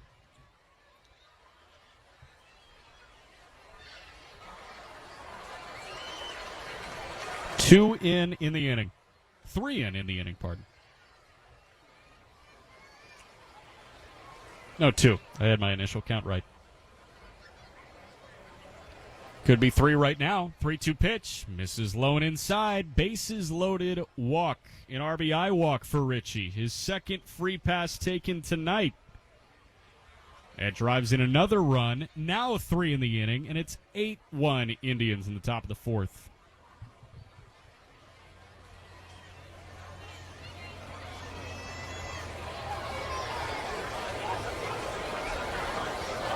Everybody up a base. So Sawinski in to score. As Drew Maggi now the hitter against Ryan. The lefty's first pitch. Maggi takes outside, ball 1. Padlo from second to third. Mitchell from first to second. And Ritchie aboard at first.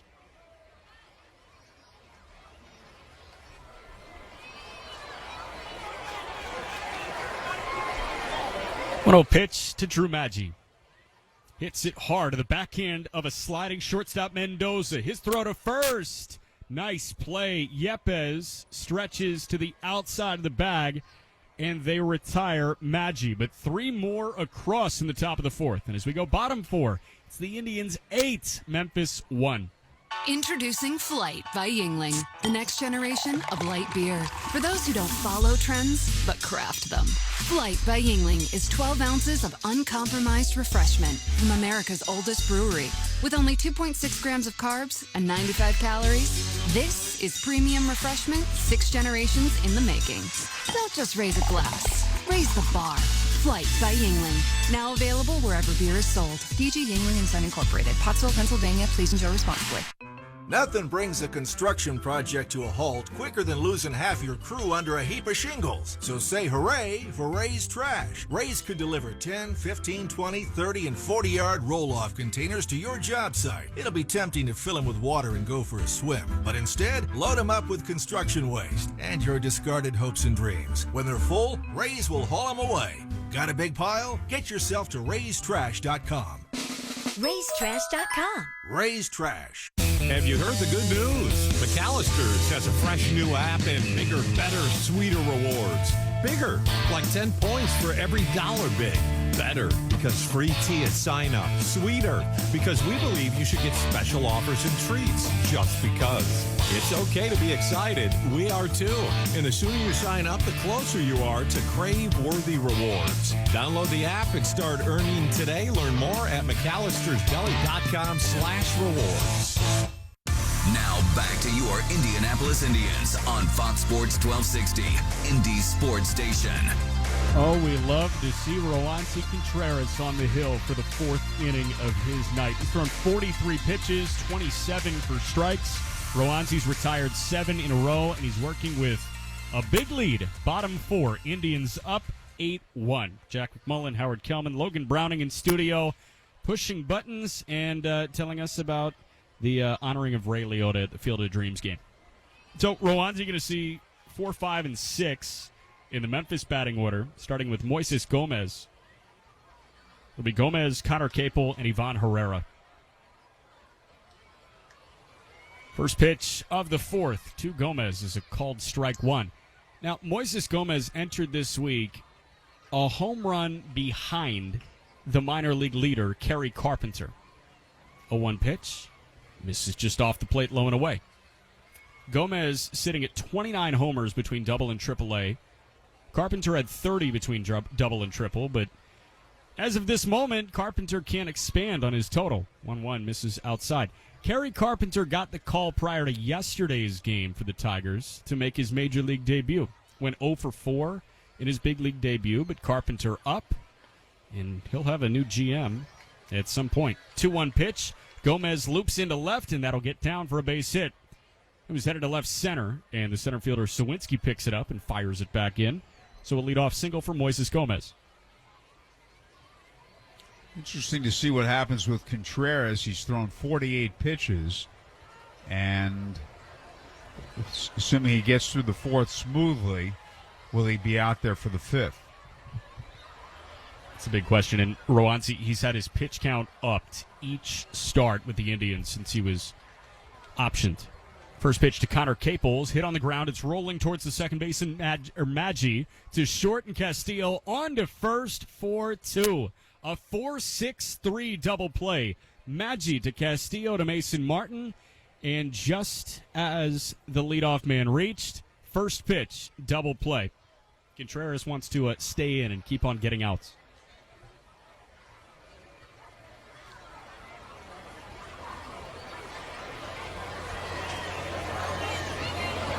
So, 2 gone, nobody on, and now Roansy sees a top 5 Cardinals prospect, the catcher Ivan Herrera, who nubs one foul right back behind home plate. 0-1. Herrera bounced out to the pitcher, Contreras, hit off of his glove and bounced a couple feet away from him to his left, and he just tracked it down and an underhand feed over to first to end the first inning. A 1 pitch, breaking ball bounced. I think that was yesterday afternoon that the Tigers fired their GM, Al Avila, who is the GM since 2015, took over after Dave Dombrowski left. With the team for 22 years. 1-1 pitch, hit on the ground through the right side of the infield for a base hit. Mitchell tosses it back in. That's the second single. And it's a 2-out base runner for the Redbirds, Ivan Herrera. No, it's Austin Allen who struck out swinging. We were talking about it a little bit. Avila, he was drafting relatively well. Of course, it's way too early to have a verdict on 2020's number 1 overall pick, Spencer Torkelson, who was optioned to Toledo for about 80 games. First pitch to Allen, a called strike. But We were talking about a couple of the free agent signings that the Tigers made that just didn't make much sense for them, and they haven't fared well. And I think that's why he got fired, basically. The Javi Baez signing and the Rodriguez signing. Yeah, they're commit over $200 million. 0-1 pitch, bounces to Javi Baez, who has not become a more disciplined hitter in all of his time at the major league level. They went after Jack. They went after Kevin Correa. And maybe that was a move. They didn't get him. Maybe that was a move made out of frustration, just signing Baez, but it was a terrible move. Roanci's 1-1 pitch. Allen pops it up left side. And Swaggerty comes in. He makes the catch and retires this side. So Roansy Contreras works around 2 singles, one with a double play, and 1 man stranded. As we go to the 5th, it's the Indians 8, the Redbirds 1. Hello, this is Joe Cordell. Over the past 30 years, I've had people come up to me, often other lawyers, to tell me what a clever marketing idea it was for Cordell & Cordell to commit to men in divorce. Though intended as a compliment, such statements have always bothered me. For one thing, it's far from clear that a decision that's likely to disaffect half the market is a good business decision. But more troubling is the presumption that Cordell & Cordell's success is largely a result of good marketing. I think if you ask one of our 300-plus attorneys or one of our 100,000-plus former clients, that you'd hear a lot about practice skills, experience, client care, and integrity. These are the much harder things that best account for the growth and reputation over time of any law firm, including Cordell & Cordell. Having said all this, I am proud of our marketing messages, and I do want guys to know that we're here to help them. If we can help you, give us a call. Schedule an appointment with one of Cordell & Cordell's Indianapolis area attorneys. 101 West Ohio Street, Suite 1100, Indianapolis, Indiana, 46204. DQ presents...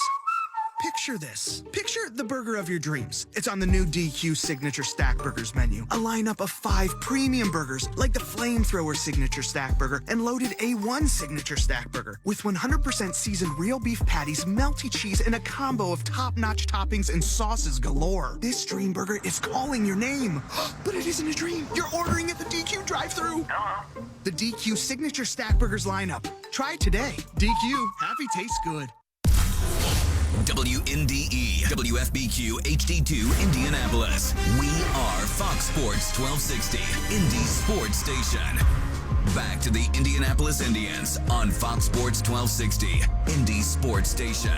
Top of the 5th, it's still Kyle Ryan out to see the top of the order in Hoy Park. The Indians are up 8-1. Back to Howard. Okay, thanks so much, Jack. And Hoy Park has reached twice, if you can believe it, his first 2 times up on catcher's interference. No time at bat and error on the catcher, then grounded to second. Lefty versus lefty. Ryan's pitch is a breaking ball in for a strike. This date in Indianapolis Indians history.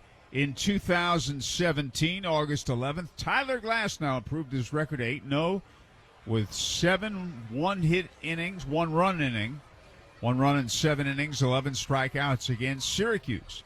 Pitch is high. And that season, the Indianapolis Indians won their 4th divisional crown in 6 years. It was quite a run they had from 2012 to 17. Here's a bouncing ball foul to the right of the plate. In a moment, we'll get to Jack for this state in baseball history.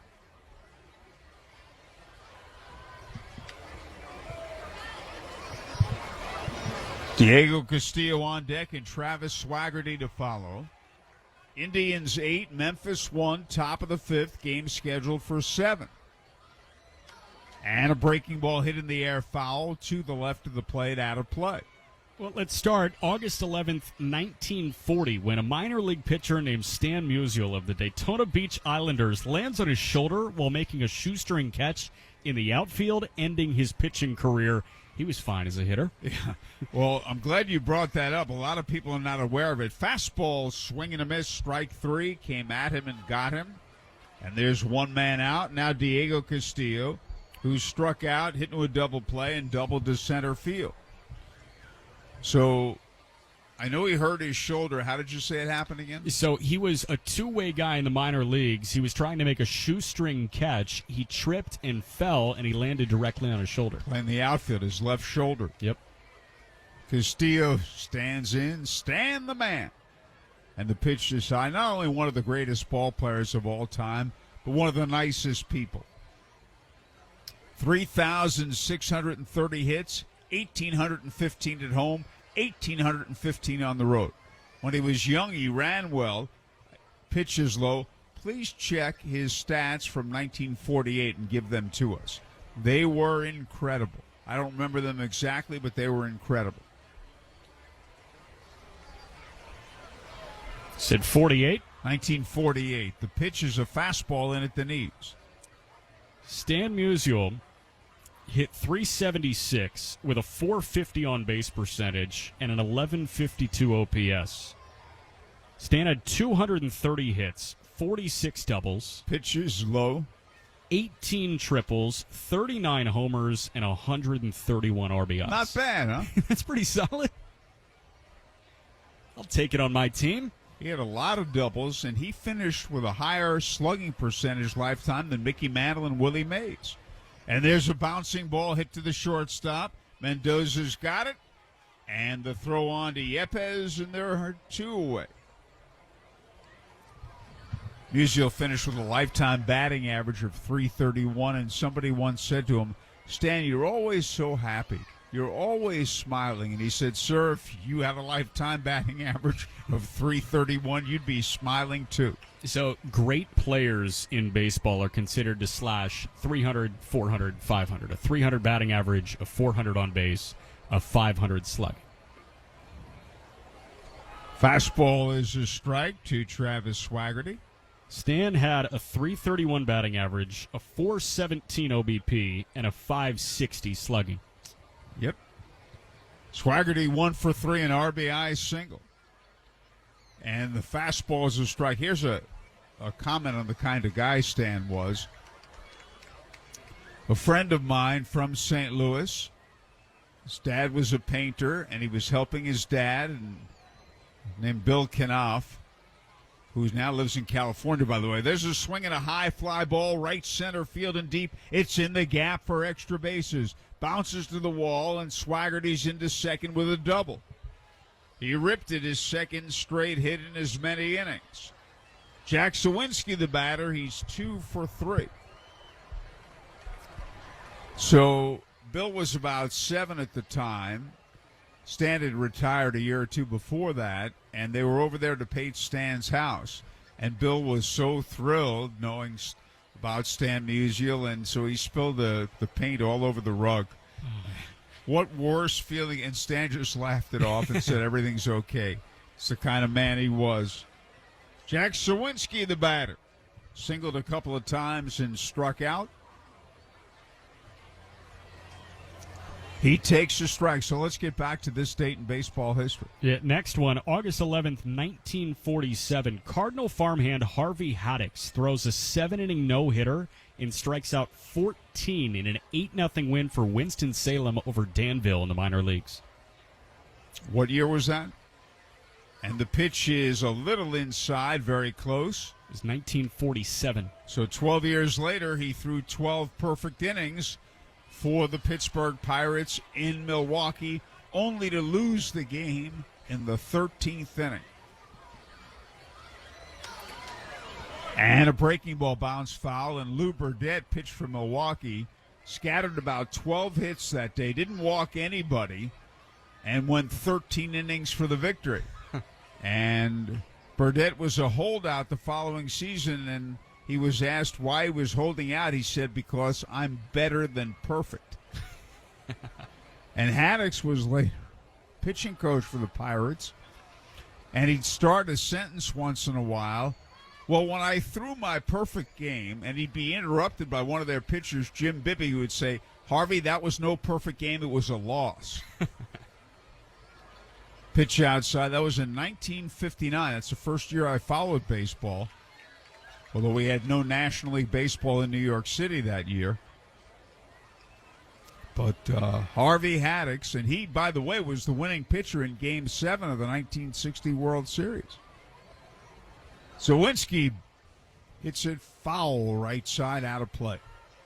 Next one for you, Howard. 1961. Warren Spahn of the Braves beats the Cubs 2-1 for his 300th career win. And he would win 363, winningest left-hander of all time. 13 20-win seasons. Pitches low and away. When he pitched for the Braves in Milwaukee, manager Chuck Dressen said all he talks about is winning 20 games. Well, to do it 13 times is quite remarkable.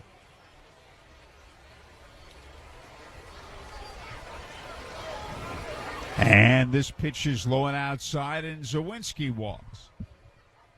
We continue our parade of deep counts. We're in the top of the fifth. The Indians lead 8-1. Jack?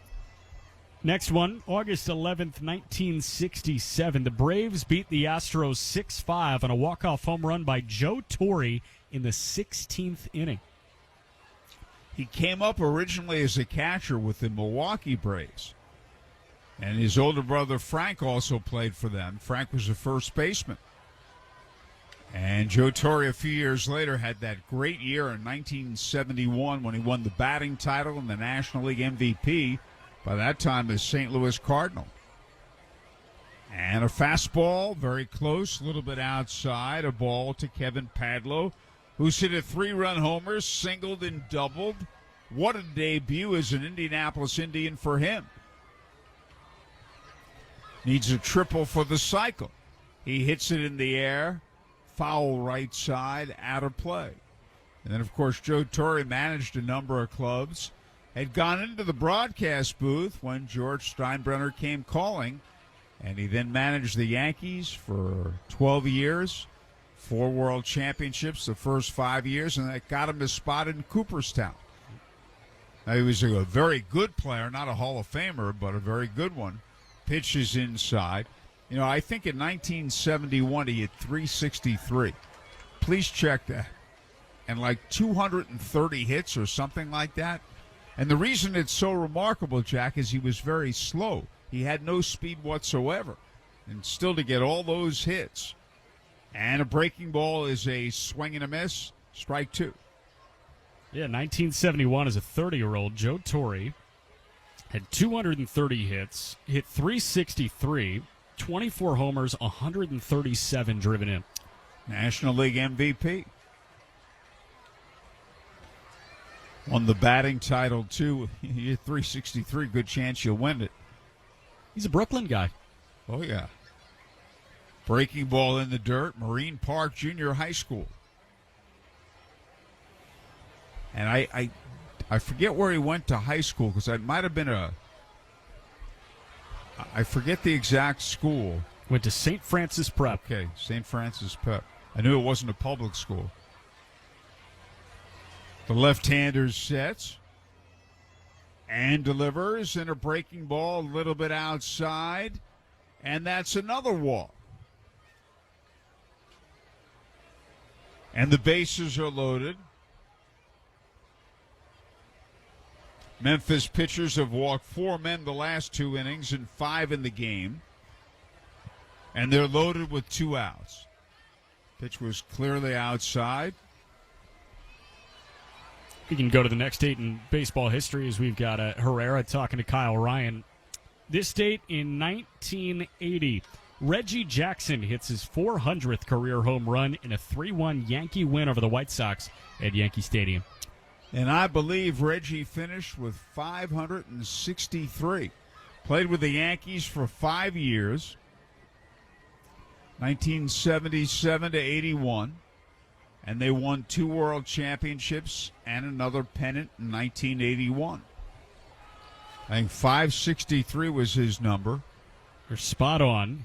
He is the all-time leader in what? Strikeouts? Strikeouts. 2,597 career strikeouts. We got action again in the Memphis bullpen.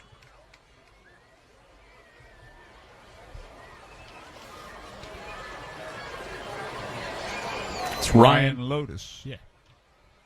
And a breaking ball, low and away, ball 1.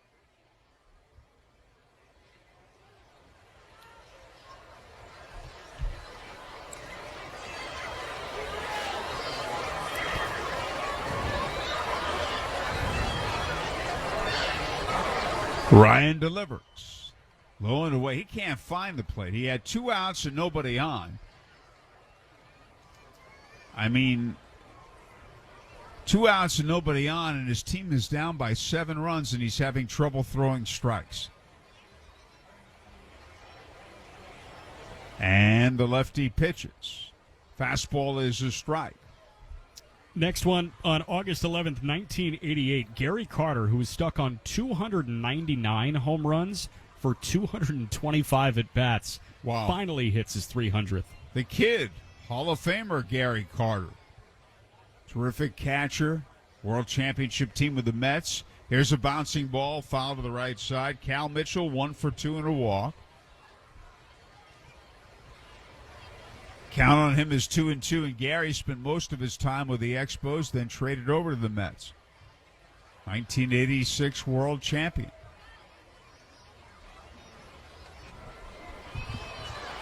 All 3 men lead away. We're in the top of the 5th. The Indians 8, Memphis 1.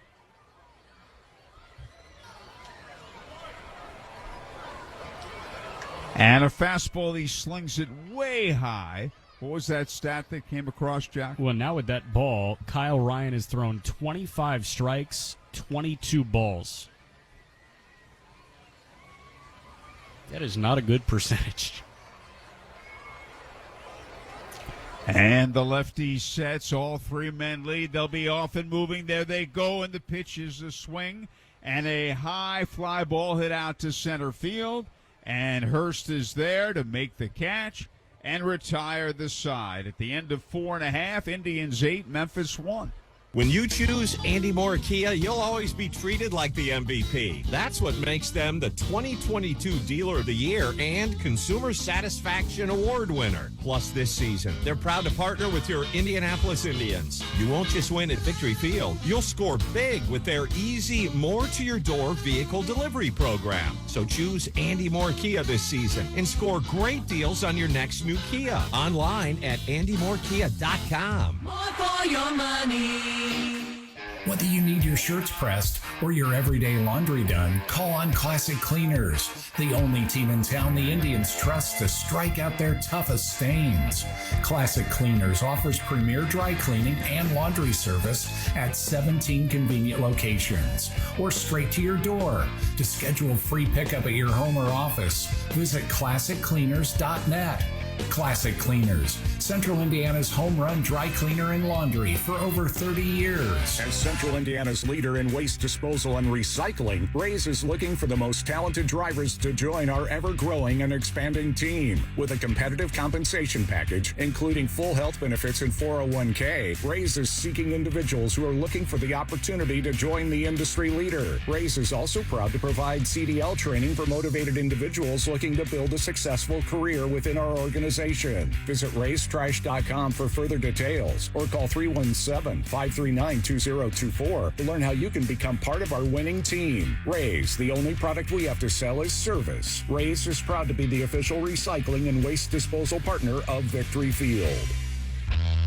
The Indianapolis Indians are always right here on Fox Sports 1260, Indy Sports Station. And we go to the bottom half of the 5th inning, with the Indians ahead 8-1. And Evan Mendoza leads off, and it's good to see Roansy Contreras is still out there. Mendoza popped to second his first time up. First pitch is high and tight, ball 1 ball, no strikes. Corey Spangenberg on deck. Here's a swing and a line drive, right center field. It's in there for a base hit. So a single for Mendoza. And that'll bring up Spangenberg, who fanned his first time up. It's good to see Roansy still in there. This is his 4th start back with the Indians since being shut down for a couple of weeks after 6 innings in Cincinnati. And Roansy, pitch count was 35 in his first start, 44 in his second, 61 in his third. And the pitch sliced in the air, foul, left side out of play, strike 1, 0-1. That was his 57th, so maybe he's looking to get north of 60 and maybe into the 75-80 range. Kramer Robertson waiting on deck. Contreras sets and delivers. Fastball is a strike.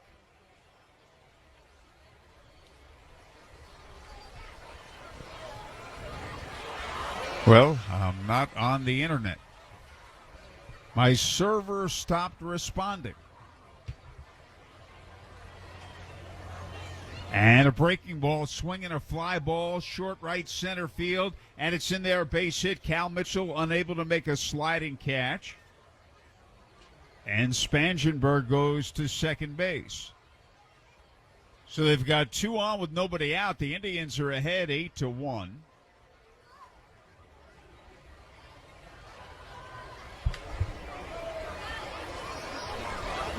And the batter will be Kramer Robertson, who's fanned in both of his plate appearances.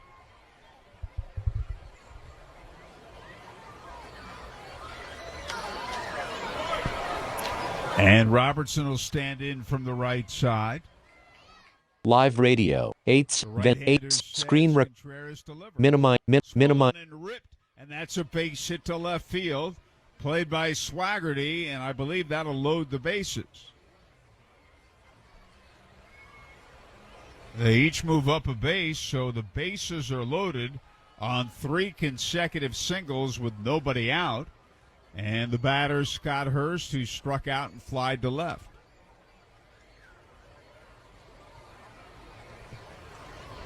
And time is called. Let's see if Dan Meyer goes out there, the Indians pitching coach.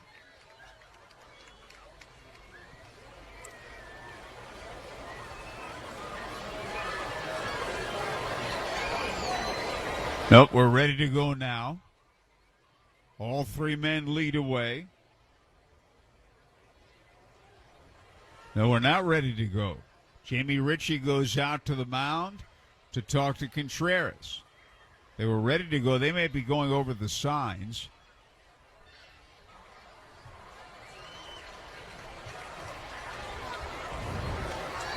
Bottom half of inning 5, the Indians ahead 8-1. Memphis has the bases loaded, nobody out.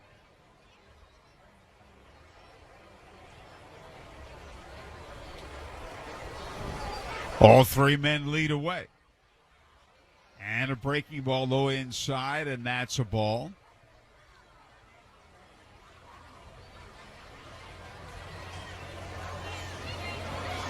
And again, the 3 runners lead. The right-hander sets and delivers. Swung on, hit in the air, foul to the left of the plate, out of play. A ball and a strike.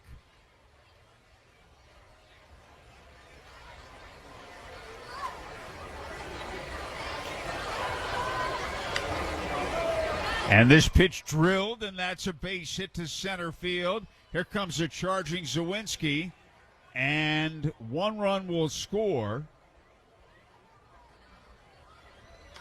And the bases remain loaded. 4 straight hits off Contreras, an RBI for Hurst. And it's now the Indians 8 and Memphis 2. And this game is not over by any stretch of the imagination, although it appeared to be that way a little while ago. 4 consecutive hits. They're hitting the ball hard. The batter is Juan Yepes, who singled to right and scored and fouled out to third. Now I'm surprised he's still in the game. Yeah. And Yepes takes an outside fastball, ball 1-1-0. I'm not sure if they had anybody warming at the start of this inning, but after back-to-back hits, I'm sure you made the call to get somebody up. And now it's 4 consecutive hits. And they've been hit hard, although all singles. And there's a swing and a miss at a fastball. Yepes was swinging to make it 8-6. Huh. Bases loaded, nobody out.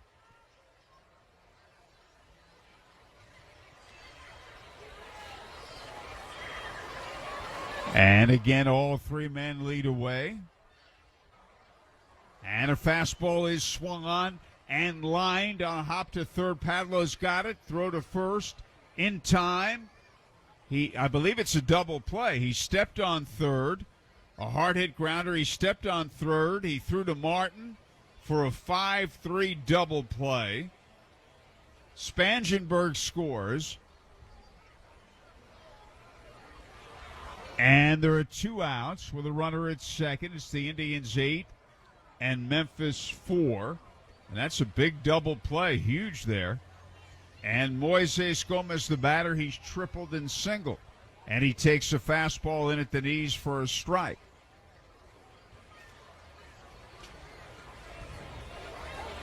So Spangenberg scores. Hurst goes to second. Robertson forced at third. Here's a high fly ball foul to the right side, out of play. 0-2.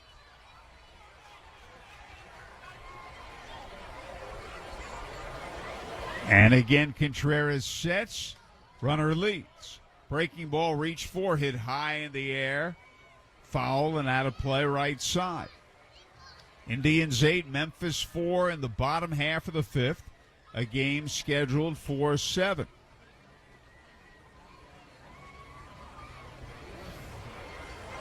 We've got another ball game to go. This is the first of a doubleheader. Osvaldo Beto and Connor Thomas, the probables in the nightcap. And a breaking ball misses outside. 1 ball, 2 strikes. Contreras with a stretch. And he pitches. Swing and a miss. Struck him out with a good high heater. And the side is retired. Memphis gets 2. And after 5, the Indians 8, Memphis 4. Dear baseball fans, the Toyota RAV4 is an effective utility player that can adapt to any game plan. With available all-wheel drive and advanced safety features, there is no stopping this champion. No matter the pitch count, this is one SUV that is ready to swing for the fences and drive home a winner. So stop by your local Toyota dealer or visit Toyota.com to get yours today. And add this impressive crowd favorite to your team. It's game time. RAV4. Toyota, let's go places. Tap into your inner eagle and elevate your taste with Yingling Traditional Lager. A bold, amber color, nearly 190 years in the making, all-American brew. So plug in, rock out, and let the night take flight. Yingling Traditional Lager. Reach for more. DJ Yingling and Son, Pottsville, Pennsylvania. Please drink responsibly. Every season has a home. Fall is in the fields, winter is for the Blues, but in spring, baseball is needed. Summer, that's our season. Home is at the ballpark and we're ready for you to move in. The coolers are full, the grill is hot, and we just cut the lawn. No need to bring a chair. We're saving the best seat for you. Come on over. Summer lives here. Victory is here. Get your tickets today at IndyIndians.com. Now back to your Indianapolis Indians on Fox Sports 1260, Indy Sports Station. We'll turn the mic over to Jack for the play-by-play. Before we do, let's wrap up this date in baseball history. Yeah, I got 2 more for you. We'll start with this one in 1995. Kirk Gibson formally announces his retirement from baseball. Well, he hit that dramatic home run in 1988. He never was an all-star, but won an MVP there. And he also had a great World Series with the Tigers, originally a Tiger player. We saw him in AAA Evansville, 1979, but played on the world champion Tigers and hit the great home run off Dennis Eckersley in Game 1 of the 88 World Series, propelling the Dodgers to a World Series surprising victory over Oakland. And I'll give you the next one here after we get the first pitch from Ryan Lotus, the 23-year-old right-hander from Elk Grove Village, Illinois, suburb of Chicagoland. Lotus has climbed his way from high A so far this year, and in an 8-3 Indians lead. The first pitch to Mason Martin is a called strike. The last one I have is this date last year, and I think that this kind of speaks to how baseball has transformed, especially over the last couple of years. And by the way, 0-1 pitch, misses outside. You enjoy talking about those guys who are from the suburbs of Chicago, I know. Well, I like Lotus because he's a smart man. He's a former D3 baseball player at a WashU, Washington University, St. Louis. 1-1 pitch, fouled, left side, foul ground, out of play.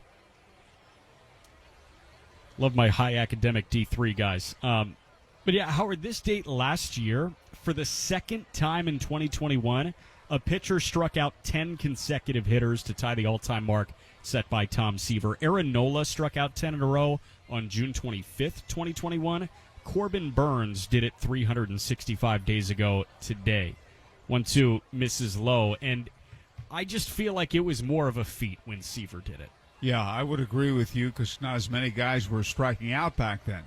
And Nick Mears is warming up in the Indians bullpen, and he may be all yours in the bottom of the sixth. Thank you, Howard. Ryan Lotus gets a foul ball left side out of play from Martin. Indians up 8-3, top six. Martin 2 for 3.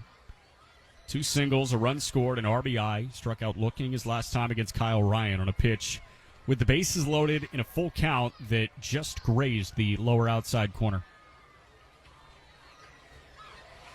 Indians got 3 in the first, 1 in the second and third, 3 in the fourth, and a goose egg in the fifth. 2-2 misses upstairs, counts full. Ryan Lotus was an undrafted free agent at a WashU in St. Louis in that 5-round draft in 2020.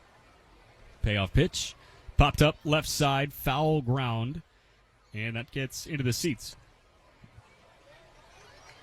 Lotus spent last year with Palm Beach at the low A level in the Florida State League. 9 appearances with high A Peoria. Had a 3.14 ERA, got the bump to double A, and was better. 15 appearances, 4 earned runs in 22 and a third innings. Struck out 26. This is his 11th appearance with the Redbirds. Payoff pitch.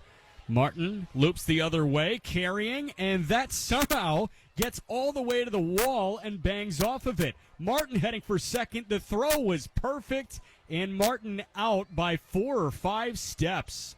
He slid into second, feet first. Another wall banger of a single on a line drive the other way, but a perfect play of the carom by the left fielder Connor Capel, and a perfect throw to second base. Robertson applied the tag, and they got him. So a single that Martin was trying to stretch into a double like any other human that hits a ball off the wall should.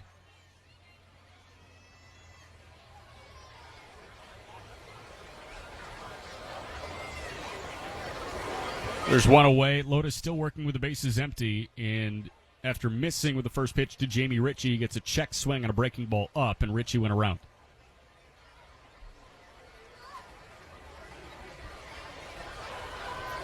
One pitch. Ritchie takes, called strike 2. Memphis got 1 back in the bottom of the first, and then 2 more last half inning. It's Roansy Contreras with 4 singles to open the frame. 1-2 pitch is a bouncer. Forehand to the shortstop Mendoza, and that gets under his glove. Rolls into center, and that is a single. Ritchie won't try for 2.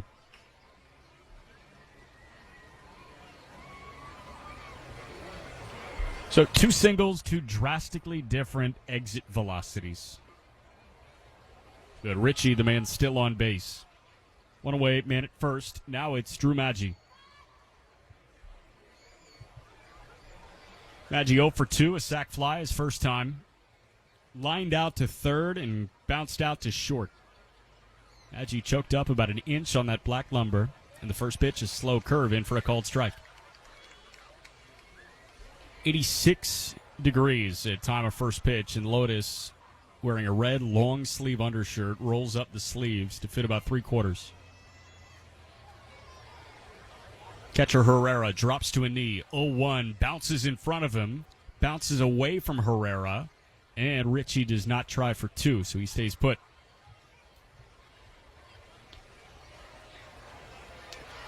$14 hits for the Indians. 1 away, top 6. We've got another one tonight. Going to need about 30 to 40 minutes between games to get the field ready again. 1-1 pitch, a called strike on the lower inside corner. 1-2. Top 6 of a game scheduled to go 7.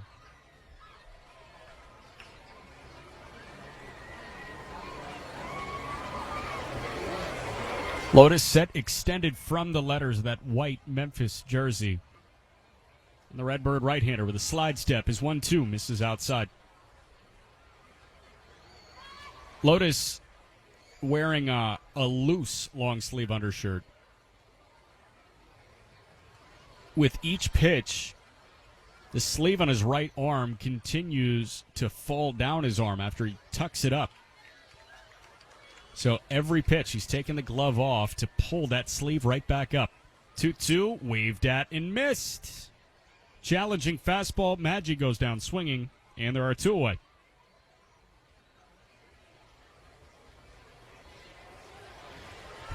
Maggi just underneath that with a hard swing. And now it's back to the top of the order in Hoyt Park. It was reached twice on catcher's interference both times. So you got a guy who's reached on multiple catcher's interferences. You got a guy a triple shy of the cycle. First pitch misses outside.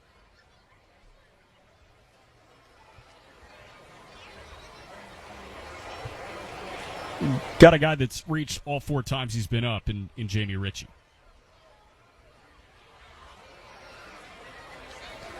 One-0 misses up and out.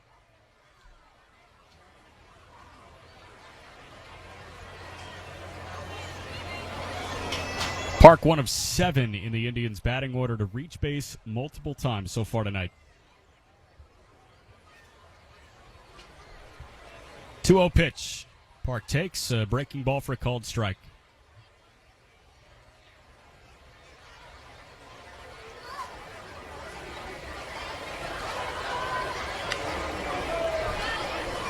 Lotus, a tall, lanky right-hander, 6'5", 215. Park with the barrel outstretched. The 2-1. Park spoils foul left side, and the count runs to 2-2. 2 away, top 6. Indians up 8-3.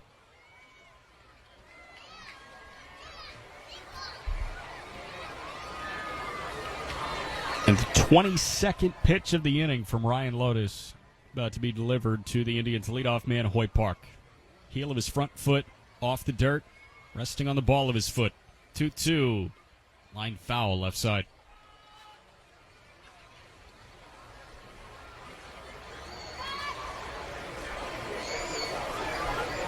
Lotus after the foul ball. Heads back, grabs the rosin. Fans starting to slowly file in. 2 or 3 of them. You said it, not me. Lotus set at the letters. 2-2 pitch. Slow curve hit up the gut. Just barely evades the second base bag. Rolls to the shortstop Mendoza, who throws to first to get Park and retire the side. Man stranded. And as we go bottom 6, it's the Indians 8 and the Redbirds 3. I've got some advice for you. If you need a very special gift for a very special someone, then you need to see my friend Mary and her spectacular collection of beautiful jewelry at Camus Fine Jewelers at 82nd and Fall Creek. Mary's been making me a hero for years, and she'll do the same for you. They'll even gift wrap it for you also. A special something to fit everyone's budget. Come on, do you really think she wants a shiny new vacuum? Or would she rather have a shiny new diamond? Camus Fine Jewelers really are a cut above. People always tell you what not to do. Don't drop the ball. Don't strike out. Don't throw a curveball. At IUPUI, find out what you can do. You can step up to the plate. You can swing for the fences. You can knock it out of the park. You can at IUPUI. IUPUI.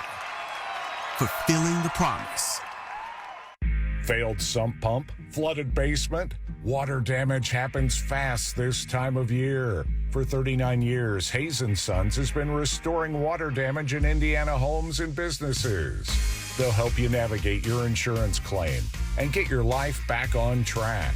So when a water disaster strikes, tell your insurance agent you want Hayes & Sons for your restoration work. For more information, please visit hayesondsons.com. Back to the Indianapolis Indians on Fox Sports 1260, Indy Sports Station.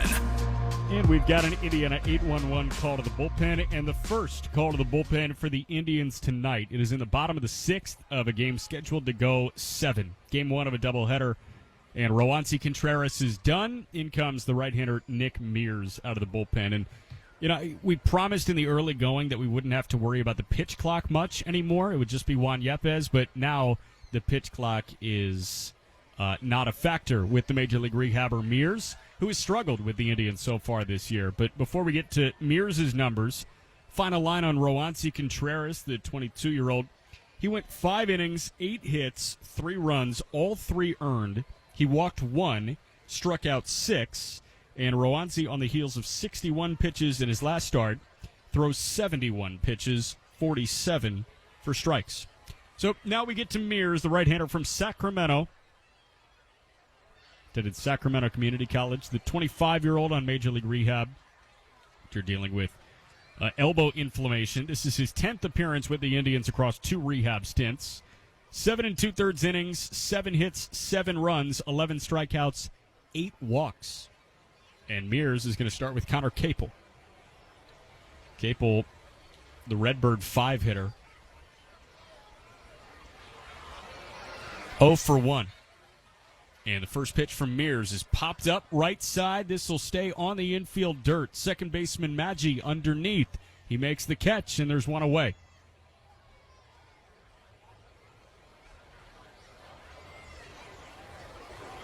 So 1 pitch, 1 out for Nick Mears. The guy who gets deep in counts against hitters. A lot of strikeouts, a lot of walks. Induces first pitch contact, and now he sees Ivan Herrera. Indians up 8-3 in the bottom of the 6th. And Herrera 1 for 2. Here's the thing about this Redbird offense. There's no break. Even on the bench, there's no break. Alec Burleson, who is, possibly in the hunt for an International League Triple Crown as the pitch misses upstairs for ball 1. He's getting this game 1 off, as is Lucan Baker, who's got, 19 home runs, top 10 in the International League. But Herrera, who's the 6-hitter, is the number 3 prospect in the Cardinals organization. 1-0 pitch, called strike on a breaking ball, 1-1.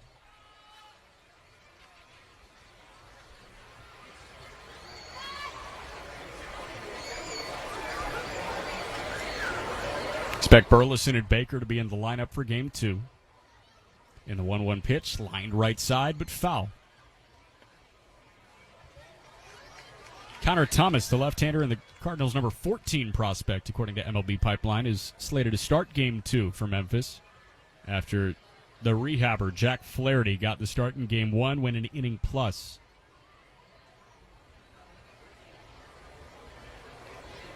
Mears ahead of Herrera 1-2. The pitch. Fly ball right side. Tailing foul. Onto the lawn again. He's peppering that lawn down the right field line in the corner. And there are 3 about maybe 12-year-old kids that are running around trying to race for these baseballs while one just watches sitting on a blanket. Mears' 1-2 pitch, breaking ball, and a very awkward swing and a miss from Herrera. 2 gone. He was fooled. It's a slow curveball, and he just was completely fooled by it because it was on the inner half of the plate. I think it would have been a called strike possibly had he not swung. I think more than anything, Herrera just didn't want to go down looking. I mean, I think he started his swing as that ball entered Richie's glove. So Herrera goes down with a non-competitive swing on strike 3. It was awkward. It was awkward. And now Austin Allen rips a ground ball through the middle for a base hit. Right fielder Mitchell to his right picks it up, tosses it back in, and a 2-out knock against Nick Mears. So Allen now 1 for 3, who was acquired in a minor trade right at the deadline by St. Louis. They had a good deadline. They needed starting pitching. They got starting pitching, one of which from the Pirates. They got Jose Quintana, along with Chris Stratton, who was really struggling with Pittsburgh, for Johan Oviedo, who's slated to start tomorrow's game for the Indians. First pitch to Mendoza is a called strike one. And Malcolm Nunez, a 21-year-old third base prospect who just made his Altoona Curve debut last night. And then it was a straight swap for the Cardinals. They got Yankee left-hander Jordan Montgomery, who was having a really good year, for Harrison Bader, a supremely talented defensive center fielder. 0-1, misses low. And that's the key why the Yankees went after him, because there were some question marks. Well, why did you trade Montgomery? He's having a really good year, but they got an excellent center fielder to take the pressure off Judge. And remember, they acquired a pitcher in the trade. Yep, they acquired Frankie Montas from Oakland. They also got Lou Trevino to help in the bullpen. 1-1. Mendoza takes a curveball over the heart of the plate, and the count's 1-2. Montas, along with Luis Castillo, were probably the two prized pitching possessions that were on the market. And the Yankees got Montas. They also got Benintendi. And they continued to minimize the outfield defense, grabbing Bader, who's currently on the shelf. 1-2, misses upstairs. But, that was one of those mutually beneficial deals that betters two contenders. The Cardinals got pitching. They needed it. The Yankees needed outfield defense. They got it. Well, that's what you hope it would be. And when you make a trade with somebody, you aren't necessarily trying to get the better of them.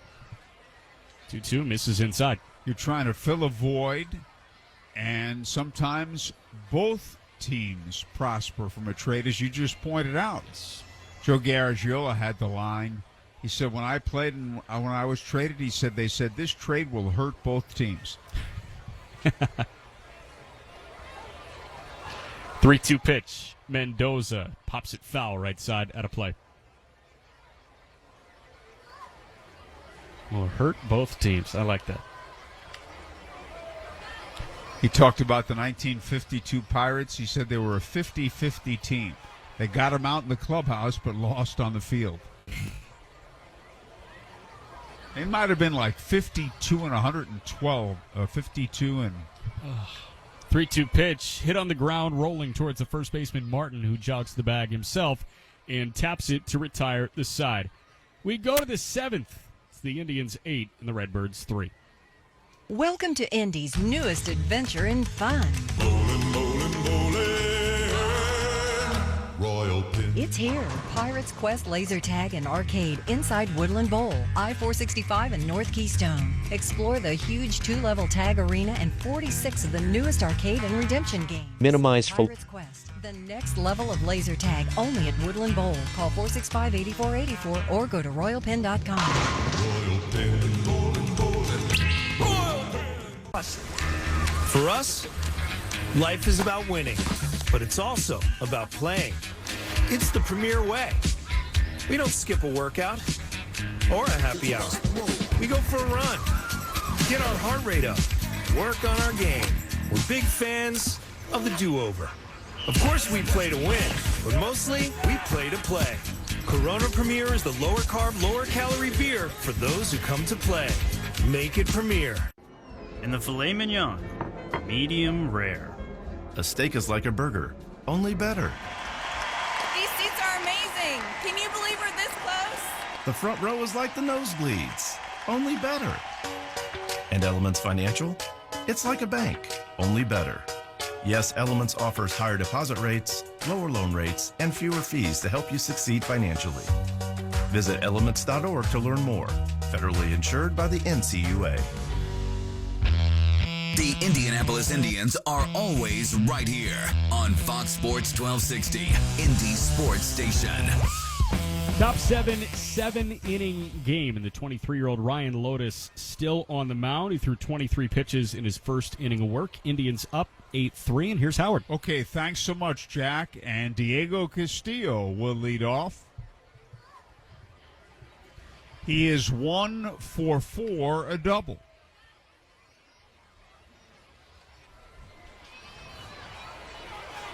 And a fastball misses inside, ball one. 1 ball, no strikes.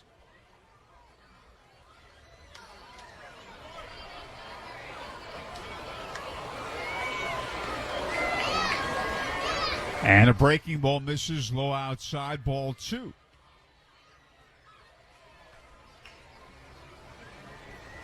Roansy Contreras, the starter, eligible for the win. He threw 54 pitches. Here's a bouncing ball, foul left side. Well, he may have thrown more than that. That might have been his 4-inning total. And he went 5.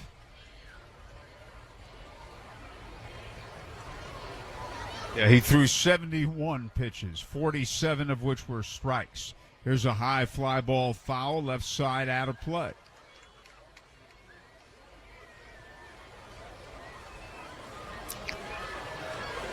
At the rough 5th inning, they had 4 straight hits to start the inning against him. Indians 8, Memphis 3, top of the 7th, a game scheduled for 7. And a fastball, swing and a miss. It was elevated, strike 3, about chest high. And Castillo fans 1 down. Now Travis Swaggerty, who has an RBI single and a double, 2 for 4.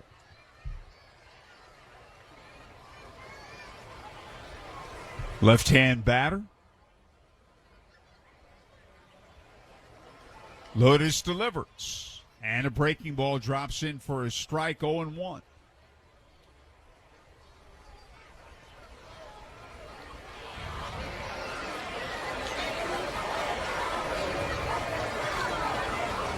And a breaking ball misses outside, and that's a ball, 1-1.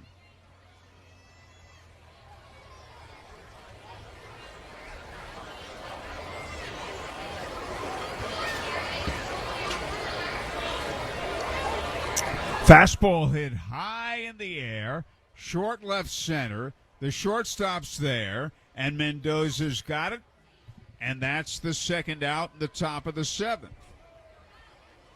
And it'll bring up Jack Sawinski, who's 2 for 3, a pair of singles and a walk. Big 3-run homer by Kevin Padlo in this game. His Indians debut, he's homered, doubled, and singled. And that home run came in the very first inning, and that was huge. And the Indians have added to that lead. And a breaking ball is a strike called thigh high outside corner.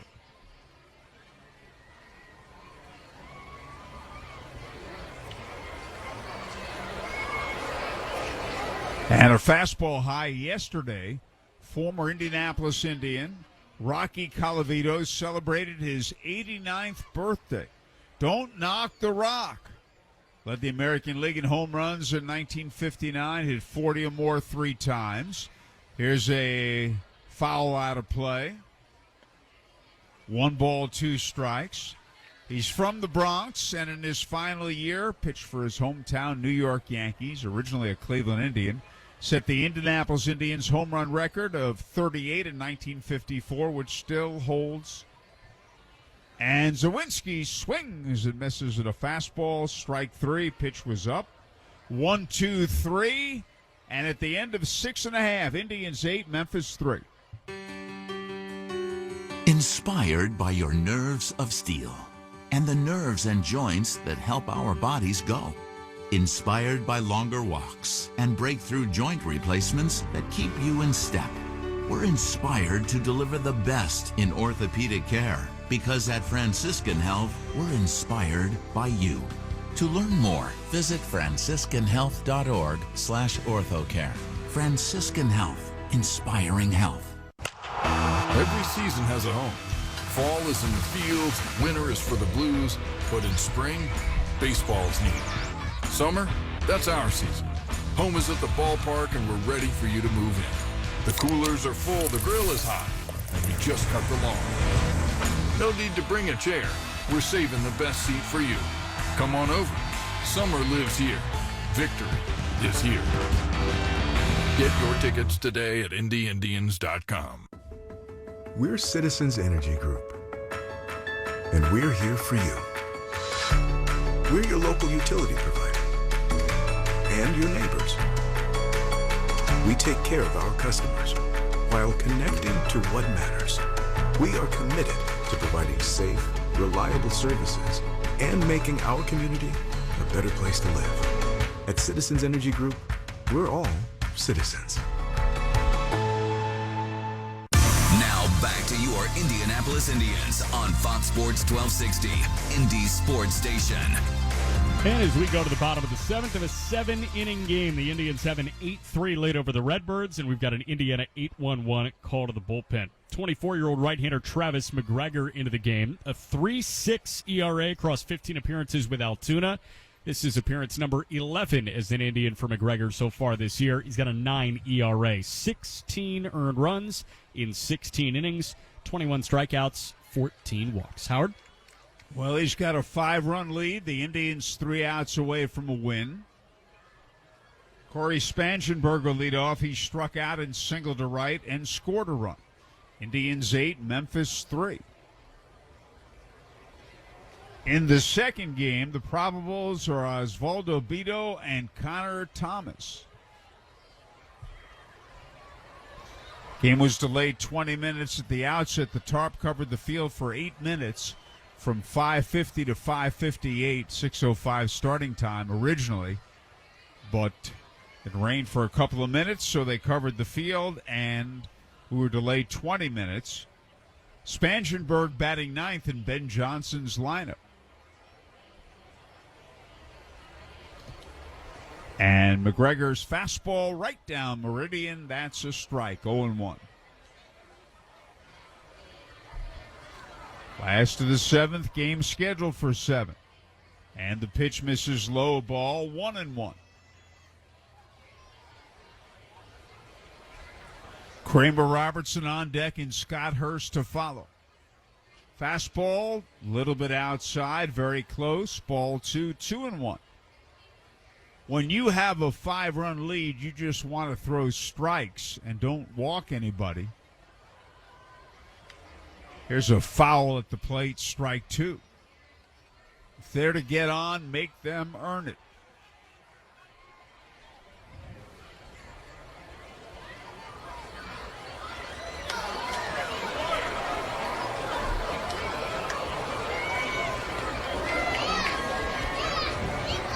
And there's a swing and a foul back out of play.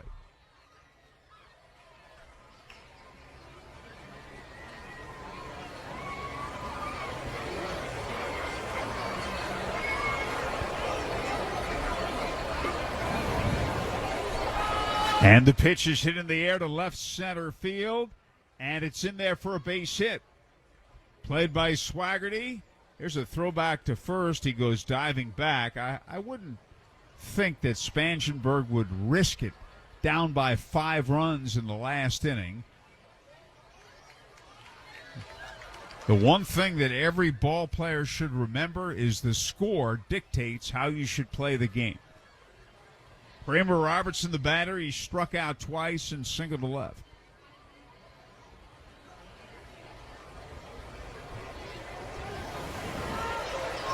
And a breaking ball hit high in the air, foul to the right side, out of play.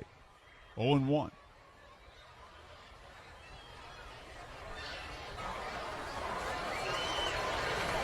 Spangenberg at first. McGregor sets and delivers, and it's inside, and that's a ball. Nobody out, last of the seventh, first of a doubleheader, game scheduled for 7.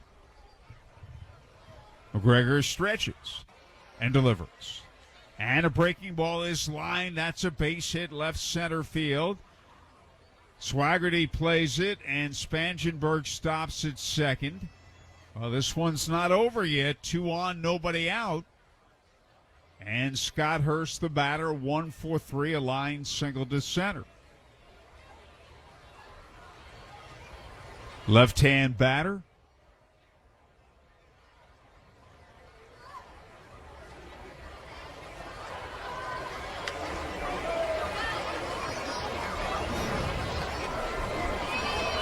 McGregor looks in. His pitch is a strike, knee-high fastball outside corner.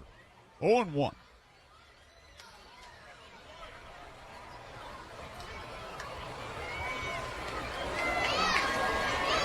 And again, the runners lead. And the pitch hit in the air, foul to the left of the plate, out of play, strike two. 0-2.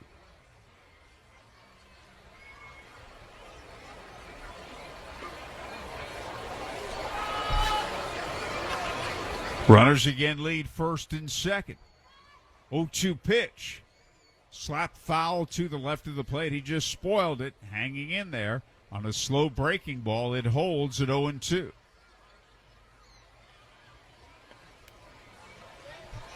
The Redbirds had 4 straight singles to start the 5th inning. They've got 2 straight here in the 7th. And the right-hander sets. Runners lead. The pitch is lined to left center field. That's another base hit. Rounding third, heading home is Spangenberg.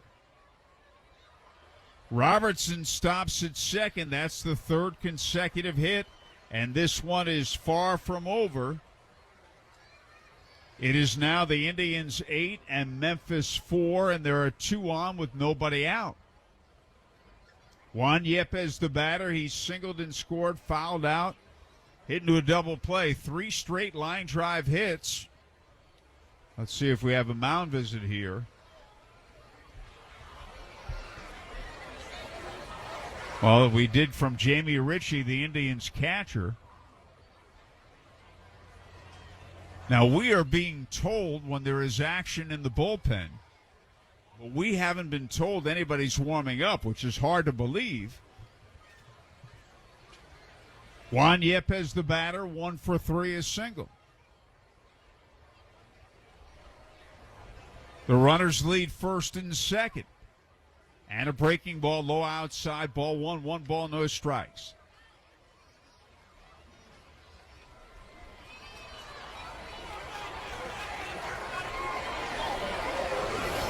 Indians 8, Memphis 4, 2 on, nobody out.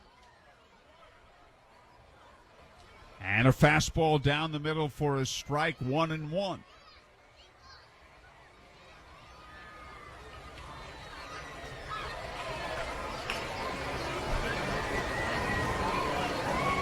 Runners lead away. McGregor's given up 3 straight line drive hits. The right-hander sets and delivers. Inside with a fastball, ball 2, 2-1. And remember, he's not having a good season.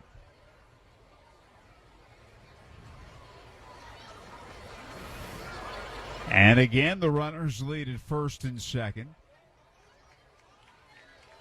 McGregor sets and delivers. Swung on, hit in the air, foul to the right side, out of play, strike 2.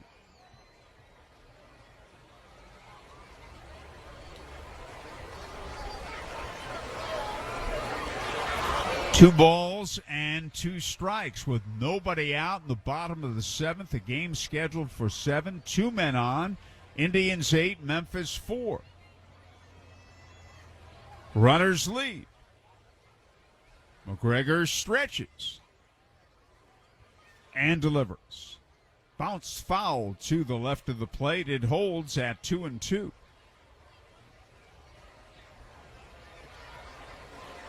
Moises Gomez on deck.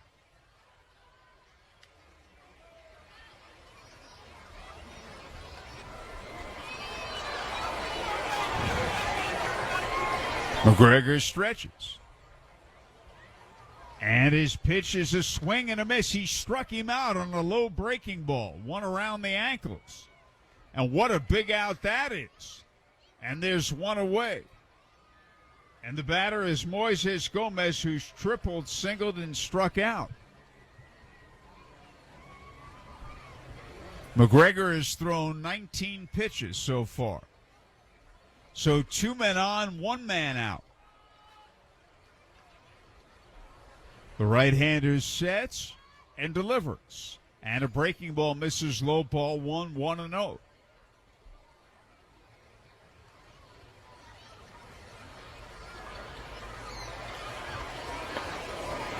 And again, the runners lead first and second. And the pitch is a swing and a miss, 1-1. Connor Capel on deck.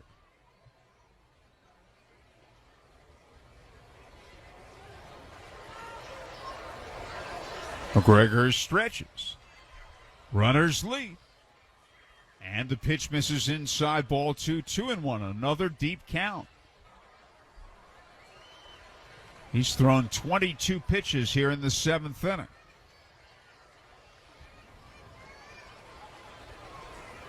And again, the right-hander sets and delivers. Swing and a foul at the plate. Strike 2, 2-2.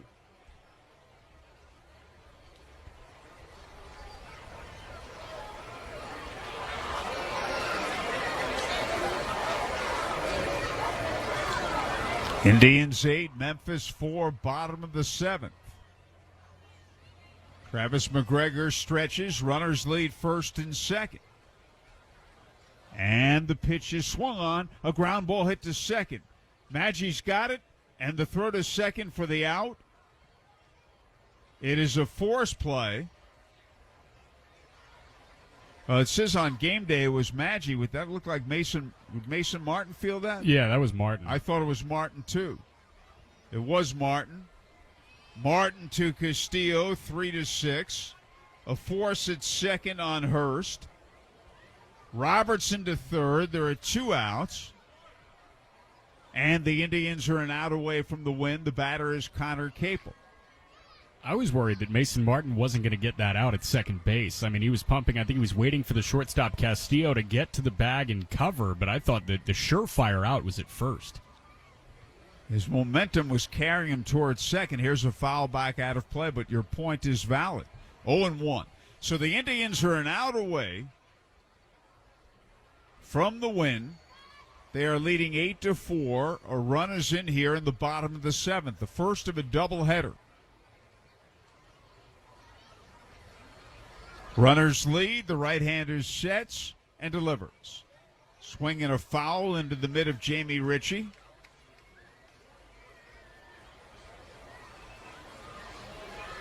No balls and 2 strikes. Now there is strike away.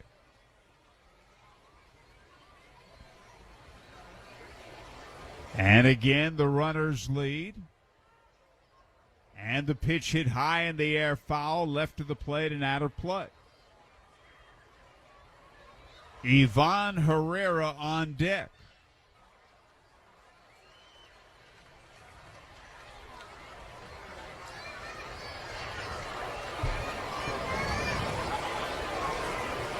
Runners lead away. McGregor's pitch is in the dirt. It hit him in the foot on a hop.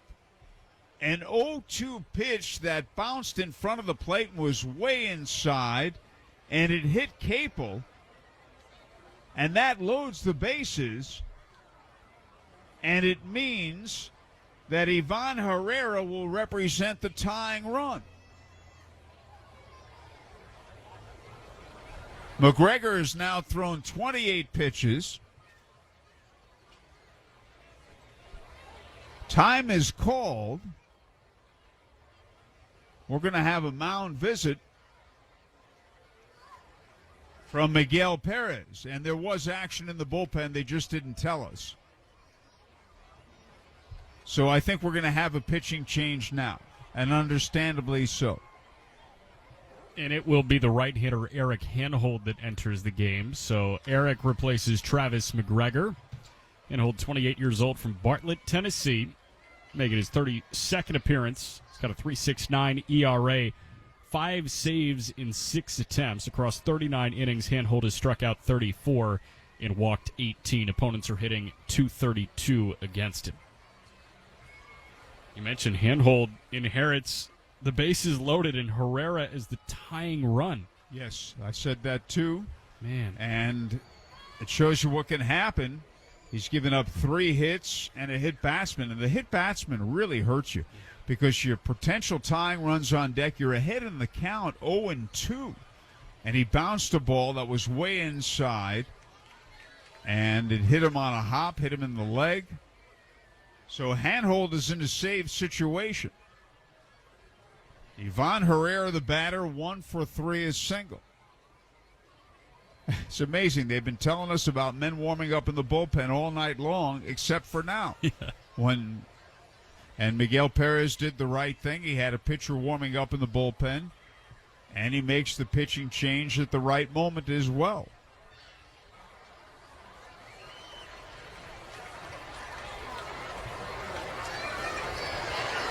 So McGregor is credited with 2/3 of an inning.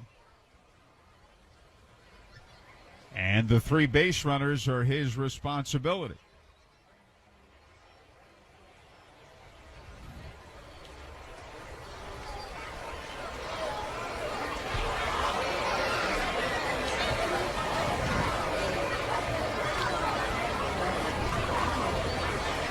Herrera, the batter. And Handhold will be ready to go in just a moment. We're in the bottom of the 7th of the game scheduled for 7. And the Indians are ahead 8-4.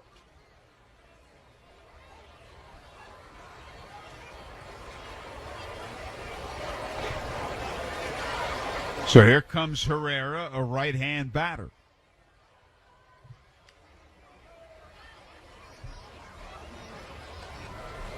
Bases loaded, 2 outs, and a run in.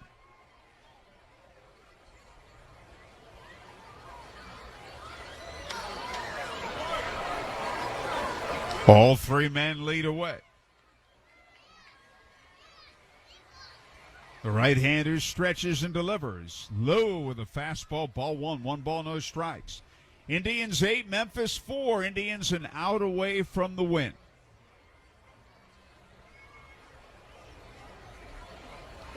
And again, all 3 men lead. The 1-0 delivery is swung on and ripped foul left side out of play. It's a ball and a strike.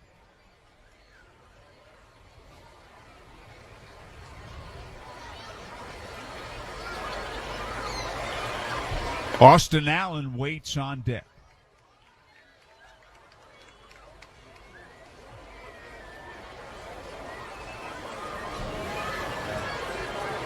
All 3 men lead away. Handhold to the belt, and the pitch is hit in the air, foul, left to the plate, out of play, strike 2.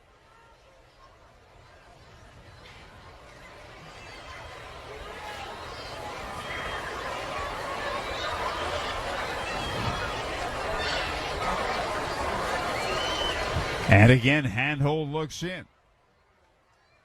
He is to the belt and to the plate, in the dirt, blocked by Ritchie. The most important thing is the batter. There are 3 base runners, but it's the batter, Herrera, who represents the tying run.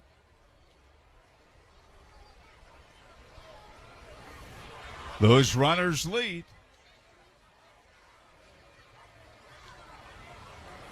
Handhold stretches and delivers. Swung on and bounced foul to the left of the plate. Austin Allen on deck. Indians 8, Memphis 4 in the bottom of the 7th. Bases loaded, 2 outs. The game scheduled for 7. First of a doubleheader. And again, all 3 men lead. Handhold sets and delivers. Outside and low with a breaking ball. He threw him a 2-2 breaking ball and he missed, and now the count's full. And all the base runners will be off and moving, but again, we point out they're not the important thing. The hitter is the important thing, the potential tying run.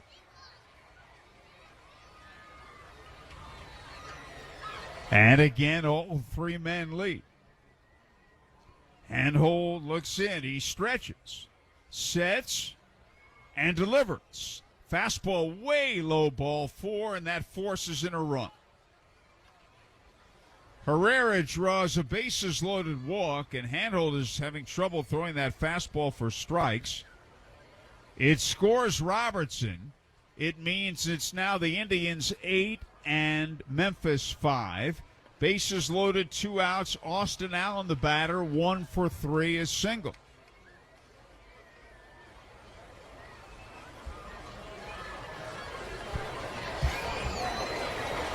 He is a left-hand batter. All three men lead away. 2 runs are in. The pitch is taken. Strike called at the knees, and that was a borderline pitch, and the Indians really got a break. That could have been called low, ball 1, but it was called a strike. All three men take their leads. Handhold stretches and delivers, and a swing and a miss, and he was out in front and chased a pitch down and away, strike 2. So again, the Indians are a strike away from the win, and they've been in this position before. Bases loaded, 2 outs, handhold sets, runners lead, 0-2 pitch in the dirt. Nice play by Jamie Ritchie, and that's very important because a wild pitch would move the potential tying run into scoring position.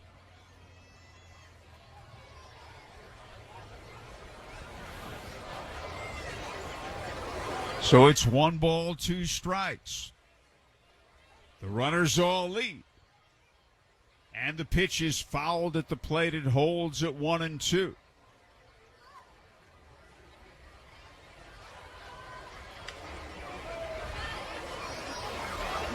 Evan Mendoza on deck.